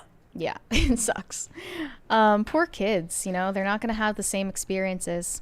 All right, let's hold off on the rest. We'll come back and finish them. Guys, again, if you want me to give out full-size candy bars, there's no way I can do it for less than 4 crisis parties. Let's talk about Lana Del Rey. Not Lana Del Day. Not Lana Del Day. If you know this. It's an inside joke.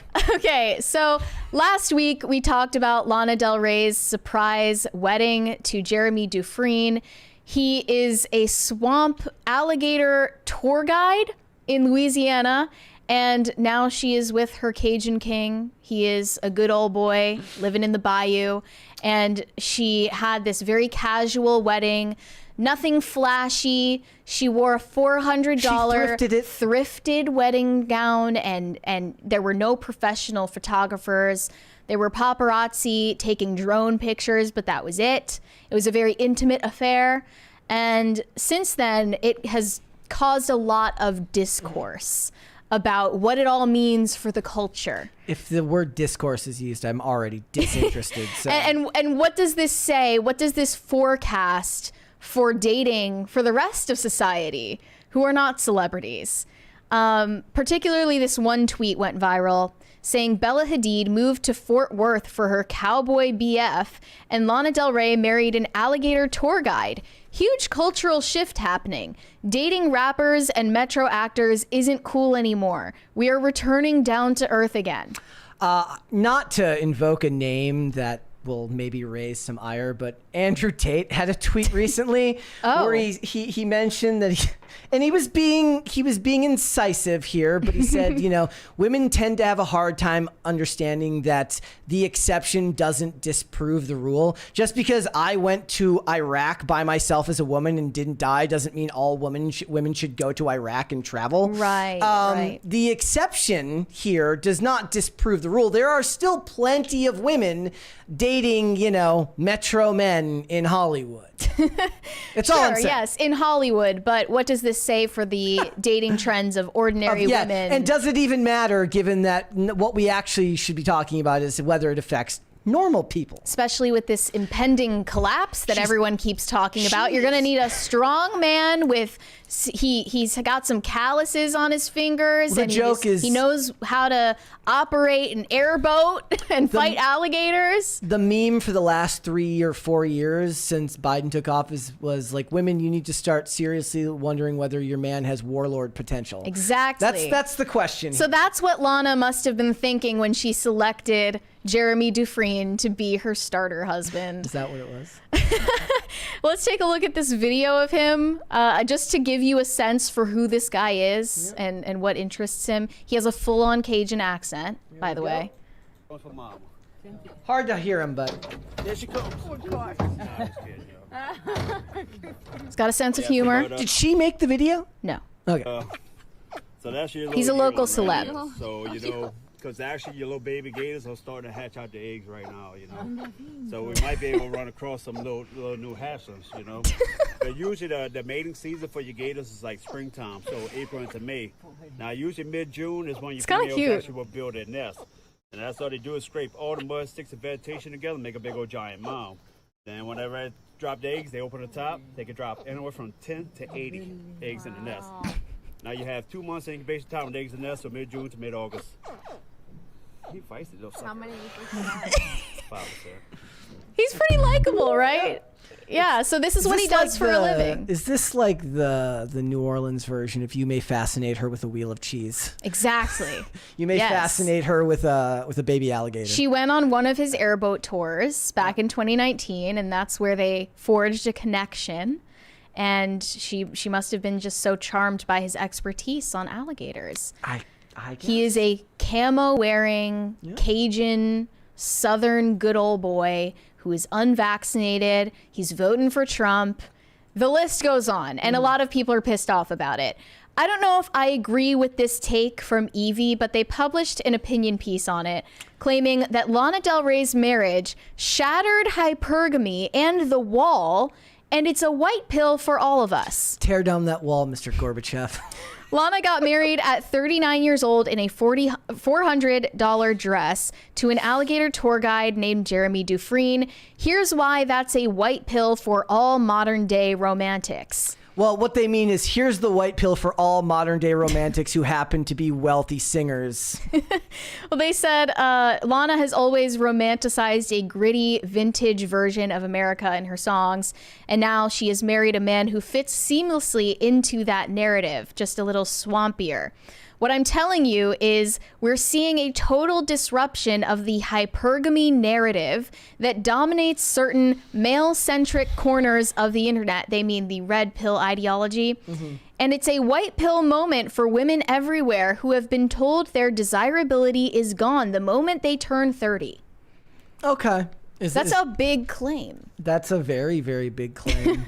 I mean, we've had conversations with this before where there is kind of this narrative that once you hit a certain point, you're used up and you're no good anymore. I don't think that that's true. I think that the internet would like that to be true. I think the real world is a lot less sensationalist than that. There is... And this isn't even a fair comparison because she's a rich singer anyways. Okay? She could look like the worst thing in the world and some dude will marry her if she's worth however many millions of dollars. So you think Jeremy is a gold digger? No, I don't think that. But I'm saying that her case is not representative of the general public. Well, I think that they're highlighting it as an example of everything that the red pill ideology would tell you is impossible in the modern dating scene. Which the only one who can screw this up for her is herself. Like if she's not happy and like if he's happy in the marriage and she's not, then she suddenly starts doubting whether what she has is authentic. Like definitely this could age very badly if they end up getting divorced down the line. But it is just, you know, this is the first time that people have seen her in this context. She's never been married before. Yeah. So maybe it's something that's going to last. We don't know. We would love that. They say the wall is tumbling down. In red pill manosphere culture, there is a long-standing obsession with the wall, the idea that women lose their looks and appeal after turning 30 for various reasons, but mainly because of their supposed lack of vitality and fertility. According to this mindset, women over 30 are basically out of the dating game, at least when it comes to securing a happy marriage. because red pill reasoning says that no healthy masculine man would ever want a woman who isn't young, fertile, and impressionable. They don't say it that bluntly, but that's the main idea, that the older the woman is, the more life experience she has, plus all the pesky opinions and preferences that come with it, and those should be avoided at all costs. But don't they also say that men today are no longer masculine anyways, so why would that matter? Well, I mean, there are a lot of incongruent ideas in there mixed together, and it sounds coherent in a punchy tweet, but not necessarily applicable in real life. And I think that's the point they're trying to make, is that, you know, there are a lot of people saying that exceptions don't exist, and they do. They do exist. But they say Lana at 39, along with a growing number of women, has completely blown that idea out of the swamp. Not only is she just as beautiful as she was when she was younger, she is arguably even more attractive now. Is the wall in the room with us? The other thing is, though, is that this actually might have more comparison than you think of, because we talked about yesterday. It's known now that women are out earning men at jobs, and they're graduating college at higher rates. They're owning homes at higher rates. Single women are owning homes at higher rates than men. But there's also that, have you ever seen that, like, that video, like, screenshot that went viral? She's like, I'm 39 years old. I cook yummy food. I own my own home. Why doesn't anybody want me? And she said, I don't have kids, too. And I don't have kids, and nobody wants me. It's like, look, I don't even know if that's real. You'd have to go back check and find out whether that video is actually true. It doesn't take anything to just take a still of someone and then put some text over it. I have no idea if that's actually true or not. But these topics always end up being very, very good algorithmically, because there's nothing the internet loves more than to pit men and women against each other. But I think the most attractive thing about Lana Del Rey is that she has this air of mystery, and she's very vulnerable in her art, and she is not glory seeking. She happens to be famous by a twisted unfolding of events in her life. And it's intriguing that she's as successful as she is while trying so little to chase after that success. Yeah. And it seems like she has retained this very feminine softness over time that I think would be very attractive to a man who isn't familiar with her public persona. Yeah. So it seems believable to me that they actually do have a connection, and he wasn't just trying to, like, gold dig her. Probably hard for her to find a dude who's not, you know, going to act different than he normally would once he finds out who she is and knows that she's famous, she's worth money, she's a star, all those things will change how a person acts around you. They also talked about hypergamy in this piece, saying, if you've been anywhere near the red pill dudes online, you know the drill. Women are supposedly programmed to marry up, seeking men with higher status, wealth, and power. But Lana, with her millions, awards, and insane artistic prowess, married a guy who gives alligator tours and drops anti-vax takes online. He's and we also love that a millionaire. He's also a millionaire. He's also a very successful business owner. Do we know that, though? That's at least that's what the one. I know he owns a business, he's a but I very don't. successful business owner. Yeah. But the point being that, again, the exception does not disprove the rule that that a lot of women aren't going to settle for a dude who's doing way worse than them. This is where they start getting into the talk about marrying the cashier and all, where men, you know, people in that sphere talk about marrying the cashier. But, you know, look at the records of the women in Hollywood, right? Are they marrying men with no status, or are they marrying men who work in banking, or are they marrying men who work as producers who make lots of money, right? The exception does not disprove the rule, and I don't necessarily think that it's fair to broad brush everyone with that. But, you know, looking to build resources for a better future for your, you know, for the family you want to build isn't unrealistic. Well, they were trying to frame this part as a white pill for men in the dating scene. You too can find your rich celebrity wife. Guys, I'm going to let you in on a secret. It's not going to happen. That's not what they're saying. Okay. They're saying, and by the way, men don't care about having a successful wife. So what they're saying to those men is, you don't need to meet this list of arbitrary benchmarks in order to find a wife, because look, she didn't care to find someone who was higher status than herself. They said this guy is a little above average in looks, very old to be getting married, relatively low status compared to her. She has a net worth of, I think, 30 million. If that's accurate, I don't know. And he's from a group/culture that is constantly mocked and thought of as stupid bumpkins, not glamorous. But he has his life in order, knows who he is, and knows how to make a woman feel safe in a relationship. He's a grown-up and knows how to be a man, which is getting rare, and that's where his value is. She already had all the money and status she needed. What she needed was a man who can be a man. There are so many things you can do to increase your value to women. Black pillars, BTFO. So he does meet all of the the benchmarks. What benchmarks? Like all the things that they just described. He's got his life in order. He's confident. He can offer something to her beyond just money. Well, the point of listing those benchmarks is that it goes beyond just money and it goes beyond just looking like Lucky Blue Smith. Like, it's not just about money and looks. It's things that are entirely within your control that you can do to develop yourself as a person. And that's the white pill, is that it's attainable if you choose it. It's an interesting discussion. I don't know how applicable it is to the average everyday person, but like I said, as we enter a time period now where women are out earning men, you know, building more resources than men and graduating college at higher rates than men, seem to be doing better. Maybe it might be applicable to women in the future.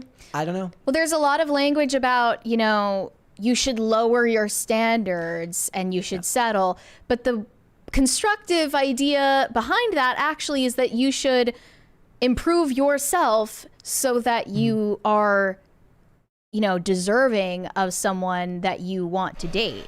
Like that person that you have in your mind, you can improve yourself both physically and mentally and also financially so that you can be deserving of that person that you want to be with. I think that the self-destructive mindset is like, I'm never going to get any better, so I might as well just settle for someone I don't like that much. Well, yeah, but that's the other end of the spectrum. There is the person who thinks that they deserve more but does nothing to improve themselves. Right. Yeah. And I think that actually ends up being a bigger problem now, is a lot of people constantly searching, constantly looking for something just a little bit better, not realizing that what you have to focus on is you and the rest will come. Or at least you would hope. I don't know. You would hope. But here's the dark side to all of this that kind of leads me to discredit the entire opinion piece. Okay. Is that the way Lana and Jeremy Dufresne ended up together was quite messy. Yeah. And he has a past and he has baggage of his own. He has children. He has an ex-fiance now who he broke up with relatively recently and, you know, forced to move out of his home. This says, ex-fiance of Lana Del Rey's alligator tour guide husband reacts to their wedding, saying, I'm in shock because we were engaged for 12 years and he got married after 1 month. He is deserving of this blessing. Damn. Hit him with the kill him with kindness routine at the end there. Engaged for 12 years and he leaves you after a month for a pop star. Like, that's dark. That's really dark. And it's not telling the happy fairy tale wedding. It's not telling the fairy tale wedding story that opinion piece was trying to tell us, right? Someone got screwed over. Yeah. And their kids. So it's not as pretty and tied in a bow as they made it seem. This says, Lana moved into the home which he previously shared with his ex-fiance, Kelly Welsh, and the pair have since had all of Welsh's belongings put into storage, and Welsh has been banned from visiting, despite being the mother of this guy's children. Jeremy told Kelly Welsh that she was not allowed to go over to the house after he got together with Lana, which was very upsetting to her. Her biological daughter, Alana, still lives there with Jeremy, who she considers to be her father, but he never adopted her. What is confusing is that Jeremy's ex-wife was always at the house with her new husband. They were one big blended family. So for Kelly to not be allowed doesn't make sense. Jeremy expressed that Lana was jealous of her because of their long history. So when she moved into the house, they took all of Kelly's belongings and put it into storage. And Lana was especially keen on ridding the home of Kelly Welsh's crystals. She told Jeremy that the crystals carry energy and she needed them gone. She just wanted to start a new life with him and didn't want any pieces of his past, especially with his ex of more than a decade. There was only a few red flags along the way. Yeah. This would make a fantastic movie. And there are still naysayers, people who feel like Lana is marrying down and she doesn't know what she's doing. She doesn't know the consequences yet. They're really hoping she got a prenup because they see divorce as inevitable. They think that Jeremy Dufresne is trying to control her. Take that money, King. Just divorce her. The rumor is that as she's been out and about in New Orleans with him, with her new husband, she's not allowed to take photos with fans who approach her because he doesn't like when she takes photos while they're out. Very Obviously, controlling of there's him. a safety aspect to this as well. They're going to call him controlling for that. Exactly. He's being called controlling and abusive, and they don't even know who this guy is. He's just a rando off the street for all they know. Yeah. But they'll find a way to tear her down. And now Lana has publicly commented on it, saying, unfortunately, a local couple won't stop flying drones into our windows every morning and following us with a tracker. And she called out 2 specific paparazzi in New Orleans, asking them if you could stop switching vehicles following the family and stop following us around remote parts of the country and photoshopping my wedding ring, I know I would feel a lot safer. All that being said, Jeremy is the one and only and amazing, and we're very happy. Over under on how long it lasts? Not to be morbid. Yeah, I mean, no, it's a fair question. She's had long-term relationships, but it seems like she's always the reason why they end. Well, we'll have to wait and see. Seems like she might have rushed into this just a little bit. I genuinely hope the best. Yeah, let's hope the best for him. All right, let's finish these super chats, guys. Let's get a third crisis party. Come on. Nate said, define and explain the difference. Hapless, hopeless, helpless. This isn't school. I'm not doing that. Next. Someone without hap, hope, or help. Yep. How about that? Latveria said, caramel apple suckers are S-tier Halloween candy. That sounds gross. Anything's better. And it's than caramel, not caramel. circus peanuts and candy corn. Disgusting. Circus peanuts are literally an affront to marshmallows. Just imagine that, like, whoever makes them just really, really hates people. Like, so he makes sure to keep making them. It's not a marshmallow. Whatever that is, I don't know what it is. It's not a marshmallow. It's kind of like if you put a marshmallow, you know, like the packing peanuts? It's like somebody tried to make a packing peanut but accidentally made food. I got made fun of so badly. 'Cause you ate packing peanuts? I ate packing peanuts. I'm sorry, but they're good. You heard it here first, ladies and gentlemen. Packing peanuts taste good. One brain cell is left, and it wants more packing peanuts. Maybe that's what I'll give up for Halloween candy this year. Shane H. Wilder said there was a second ad with her as Sydney Sweeney, the body wash genie. The Dr. Squatch ads have always been horribly acted, but they sell product. Yep. So it was bad on purpose? I think it's kitsch. I think it's a little bit supposed to be that way. Corey Anderson, I'm not reading that. Pop Culture Junkie said, I will bet that Sweeney did the same deal that Shatner did for Priceline. A ton of stock in the company, made him millions. Yep, made him millions Possibly, of dollars. yeah. Yep. Young Prometheus said, gotta correct you, Brett. It's Oswald Cobb, not Oz Cobb. Look, they were called all the articles, and I have not heard anyone call him Oswald yet on the show. They all call him Oz. Okay. I have not heard anyone call him Oswald Cobb, just Oz Cobb. 200 Watt Studio said, remember Motorboat the Vote, Sydney Sweeney. Sydney Sweeney, 2024. If that's what she was doing, that would be the, like I said, in my brain, when somebody asks her who she's voting for, she's like the president. That's like the really important one, right? Like that's what I think of, like her political beliefs. I think she's smart, and she's even smarter for not caring about politics. No, that's the thing. She says that, but she actually knows. She's like, is she voting? I don't know. She's a mystery. It would be more fun to know what if she votes locally. I don't think so. It would be more fun to know if she votes locally. She's too busy. She's booked and busy. 200 Watt Studio said, hey, Sabrina Carpenter, Uncle 200 Watt can help you. He also said, I put on a monocle to study Sabrina, and I'm not even a parent. Good to know. Thank you. Nate said, can I work for this podcast yet?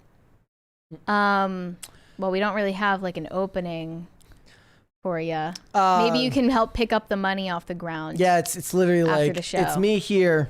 It's her over there. I'm pushing the buttons. She's reading the articles. She's paying attention to the super chats. You could be a money picker-upper. Yeah, that would help. That would be your job title. Shane H. Wilder said, WTF, Mary? Cringe. Thanks, I hate it. Yeah, the cringe You're is welcome. bad. The cringe is bad. I just didn't expect you to give up that fast. Okay, so I found this article again. I was looking to see if maybe they call him Oswald Cobb later on in the series. Maybe they? that happens. I have not heard it yet, but yeah, they just point out here he's known as Oz Cobb. And again, that's a horrible name. Yeah, It's a horrible name. Oswald Cobblepot is a great name for a villain character that wears a top hat and has a monocle. Yeah, I Wears love glasses. It's great. Gordon Shumway said, Brett, it was important to finish your dinner for a starving kid in Africa because Sally Struthers told us? Well, Who's Sally Struthers didn't tell me anything, and I didn't see those commercials. So all I had was my parents guilting me and telling me I had to do that. Okay. 200 Watt Studio said TLC may have caused the Titan implosion. Look to their song No Subs. No, it wasn't that good. No. Surico Productions said, are you old enough to remember No Scrubs, or is that just like way okay, away? look, I don't remember the song, But you've heard the song. I have heard the song and I like the song. Yeah. But I didn't grow up listening to the song. Surico Productions said, move over Swift. Beyonce is the real Antichrist. LOL. She's just been hiding in the back. Sometimes they're not the Antichrist. Sometimes they're just bad people. Like all I'm saying is that if this is where you lived, you could make bad things happen and nobody would know because the place is so big that, you know. It's weird how the entire thing is see-through. Like I look at that house and I'm just like, that is the most impersonal, like there's nothing to it. It's an investment property. Yes. We don't know where they really live. Shane H. Wilder said the Sia face reveal made no sense. Her face was already on her second, third, and fourth albums. Lady Croissant, some people have problems and we are born. You seem like a big Sia fan. I didn't know all the lore. Shane H. Wilder said reset the person of interest counter. We got 23 hours. Yeah, not bad. Yeah. Actually, New record. So we were watching it last night, and we actually watched the episode in which that quote is from. Yep. You were like the Leonardo DiCaprio gif. Yes, I literally was. Literally that guy. I was showing her the photo. Surico Productions said Dane Font is every woman, but Ariana is every race. See, the thing is, though, now that meme of Leonardo DiCaprio is going to be turned into the Kamala meme of her like writing on the paper that doesn't have anything on it. Yeah. That's the new one where they show it and she's just drawing the S. No, she writes Madam President with the heart to dot the I. Love it. Corey Anderson said polygraphs require yes or no answers. I would know. Yeah, that was another confusing thing. She refused to give them a simple yes or no. So you're telling me it was all fake? Yeah. That's crazy. Kind of ruined the charm of it. Potatoes for Seamus said, why do I see Brett giving Mocha away for Halloween? That's a good idea. No one would take her. Yeah, it's not going to happen. That's fairly true. I mean, maybe if I could train Mocha to give out the candy, so then I don't have to give out the candy. That would just scare the children away. And Mocha's got the cone of shame on her head now. You should have like a Bluetooth speaker outside where she just meows into a microphone and it scares all the children. That would be. They go running down the street. It would be my plot. Then I get to keep all the candy and eat it. Exactly. Did your parents check your candy for razor blades? My dad was probably like, better have paid attention yourself. Natural Law selection, of the jungle. Brett. Yeah, figure it out. No? No, I don't think so. Maybe mine were meticulous. That would be so annoying. Like, look, if that's what takes me out. But it's like, oh, I'm checking your candy for razor blades. Meanwhile, stealing all of the candy that they want. Well, that's called the dad tax. Right. Mary. That was the Phantom tax before Phantom. Exactly. Pat the Plumber said, 1 block over from me growing up, there was a guy that let you take 3 full-size candy bars. Your choice. What a hero. That man deserved to have a statue erected in his honor. Yeah. The Rumbling said, this is just modern day Pretty Woman, i.e. handsome man. Rich woman takes a man out of the swamp, or Shrek, swamp monster, bring the princess to live with him in the swamp. Yeah, it depends on how you look at it. But he wasn't a prostitute, so I mean, I wouldn't say something so insulting about his profession. Maybe what it was is like they were in a car together and like her music came on and he didn't even notice it, and that's what she fell in love with. She's like, well, she said he didn't know who she was. I love it. That's awesome. Omega Red Fan said, here is my Brain Rot Festival donation. Let's go. We're getting towards the third crisis party, so we're almost there. I have accumulated more brain rot for if we ever decide to implement brain rot of the day for a while. But what's the Brain Rot Festival? I don't know, but I would love that. Dare I ask? I would love that. There's a big super chat there from Francisco Sanchez Jr. Oh, didn't see that one. $50 from Francisco Sanchez Jr. Just because you know halfway to a crisis party ain't that bad. Thank you. Thank you. Thank you so much. Does that mean we're at the third? It should. It takes time to cycle and load there. Okay. So, but thank you for that. Shane H. Wilder said, randomly, circus peanuts were chopped up and put into Cheerios. This is how we got Lucky Charms. Maybe that's why Seamus likes them. Blech. Seamus likes Lucky Charms. Literal worst cereal. Yeah. Those are also not marshmallows. I don't care what you say. I don't know what they are, again, but they're not marshmallows. They're like, there are zero similarities. It's like if they were marshmallows, but then dehydrated. Yeah, it's like, what? Who wants that? Yeah. Why? It's like you put a marshmallow in a marshmallow grave and it just, Obviously, the elite sugary cereals were Cocoa Krispies, Cocoa Puffs, Cinnamon Toast Crunch, Cookie Crisp. Whatever it was that had me shaking like a crackhead was what I liked for school. Fruit Loops, Fruity Pebbles, and what was the one that's filled with chocolate? Crave.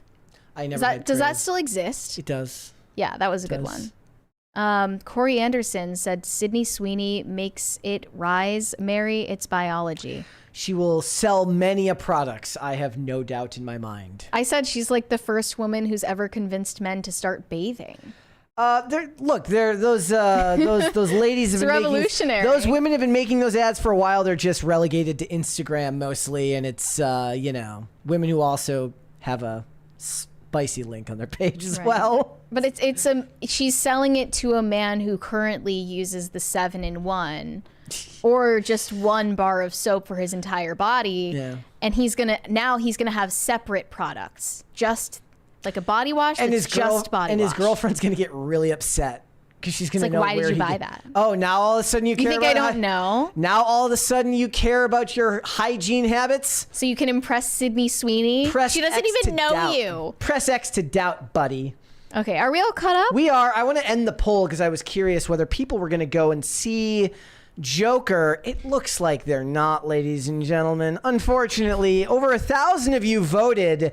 Looks like 89% of you are not going to see Joker Folie Dieu. That's rough. See, this is the thing, though. This is why I don't even feel like we need to bother making spoiler and non-spoiler reviews for our movies. Oh, I never care. I just spoil everything. Because, people don't tune in to then get a comparison. They tune in because they would rather watch the review instead of going to see the movie. And that's indicative of a loss of trust between Hollywood and the audience. But you would think, with this being a pop culture podcast, that our audience would be more interested than the rest of the population in actually watching the movies that come out. Morbid curiosity, if anything. But seems like there's just no appeal for it. Like, no one cares. I mean, this movie in general, I understand the argument is like no movie need, like when people say this, like, why did this need to be, like, who was asking for this? This didn't need to be made. Nothing needs to be made. I get that argument.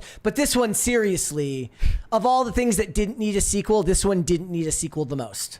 But there's some, like, poor schmuck out there who is not chronically online like we are, who just loved the first Joker movie back in 2019. It's my dad. He's super excited for Joker 2. He's going to go in and he's going to find out the hard way that it's actually just a musical for the girls and the gays. 10 minutes in, he's like, why are they singing? He wasn't singing in the first one. Yeah, not good.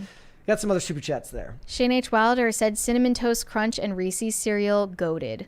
I never had the Reese's cereal because I, for some reason, grew up very disgusted by peanut butter. I never liked peanut butter. I would refuse to eat like a PB&J. Do you eat it now? Yeah, I don't know what happened. Your taste evolved? But it just completely changed. Okay. One day. And you call me picky. I grew up. No, but now I'm not picky. No. I grew up, unlike some people. I was picky then, and I'm picky now, which is why I eat like a 5-year-old. Pop Culture Junkie said, I learned a lot about economics on Halloween. As I walked to the more affluent parts of the subdivision, the bigger the candy bars got. Funny how that works, right? It's because rich people are more generous. It's, why are there so many pharmacies in rich areas? Well, they need their meds.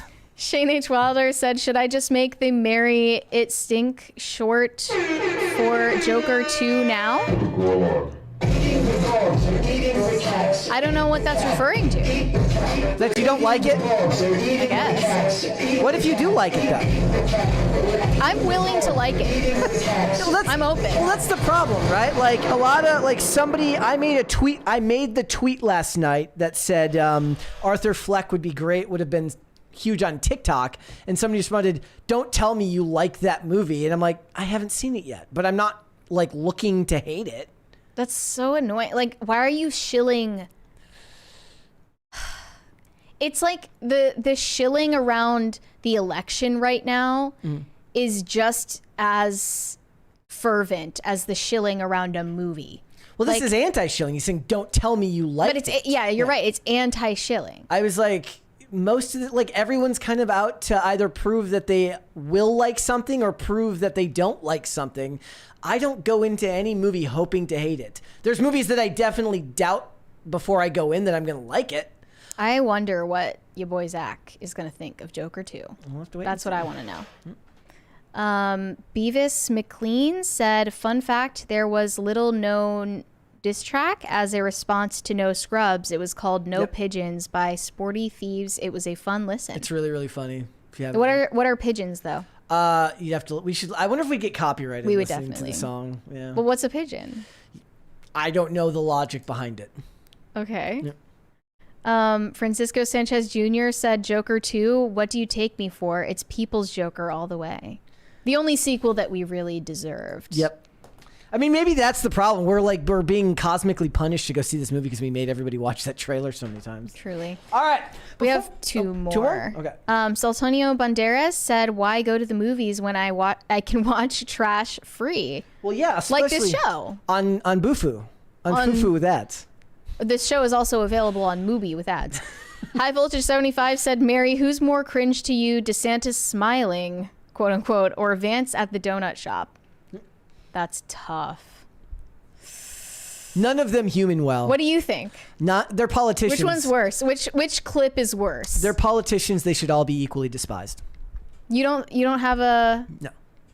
bigger cringe factor for DeSantis or I have a healthy Vance? dislike of all politicians, and it makes it even keel, so I don't have to rate them like I'm a girl. Well, that's a little bit of a cop out. No, I mean, which moment was worse? If I was a girl at like a sleepover and we were rating boys, then sure. But no, I'm a guy, and politicians are all scumbags. Rating boys. Okay, I've been at plenty of sleepovers with Never other happened. girls. Never happened. Never happened. We didn't sit Figment around of the rating movie boys. imagination. Yeah. We don't do that. Okay. Okay, are we all caught up on the super chats now? Then, well, okay. I guess I should answer. Yes, I was gonna say, you know my answer. I think all politicians are awful. Who is worse, DeSantis or? I think it's got to be DeSantis. Yeah. If I had to give an answer, I'd say no, because his was during like a debate, right? It The was other one was also- like, well, like, look at me, I'm going to go human in public, and then he tries to go human in public. and Whatever can't do it. makes sense. Yes. Yeah. Okay, so there are no more super chats. Yep, I think we're good. Guys, All right. before we go, would you hit the like button on this video and subscribe to this channel if you have not done so already? Also, please remember, we are looking for more pets for Cute of the Day. So hashtag PCC Pets, tag me and the show in there. You guys can send me validation on Instagram at Mary Archived, or you can send me hate on X. That is also Mary Archived. Perfect. If you would like to follow me, guys, I am on Instagram and on Twix at Brett Dasovic on both of those platforms. This show is here 5 days a week, Monday through Friday, 3 p.m. Eastern Standard Time. That is noon Pacific. We are on Amazon Music, Apple Podcasts, Pandora, and Spotify. If you would prefer to listen rather than watch the show, and if you want to follow the show on social media, we are on Twix at popculture_show, Facebook and not TikTok at Pop Culture Crisis. We're banned on TikTok. And on Instagram at Pop Culture Crisis Pod.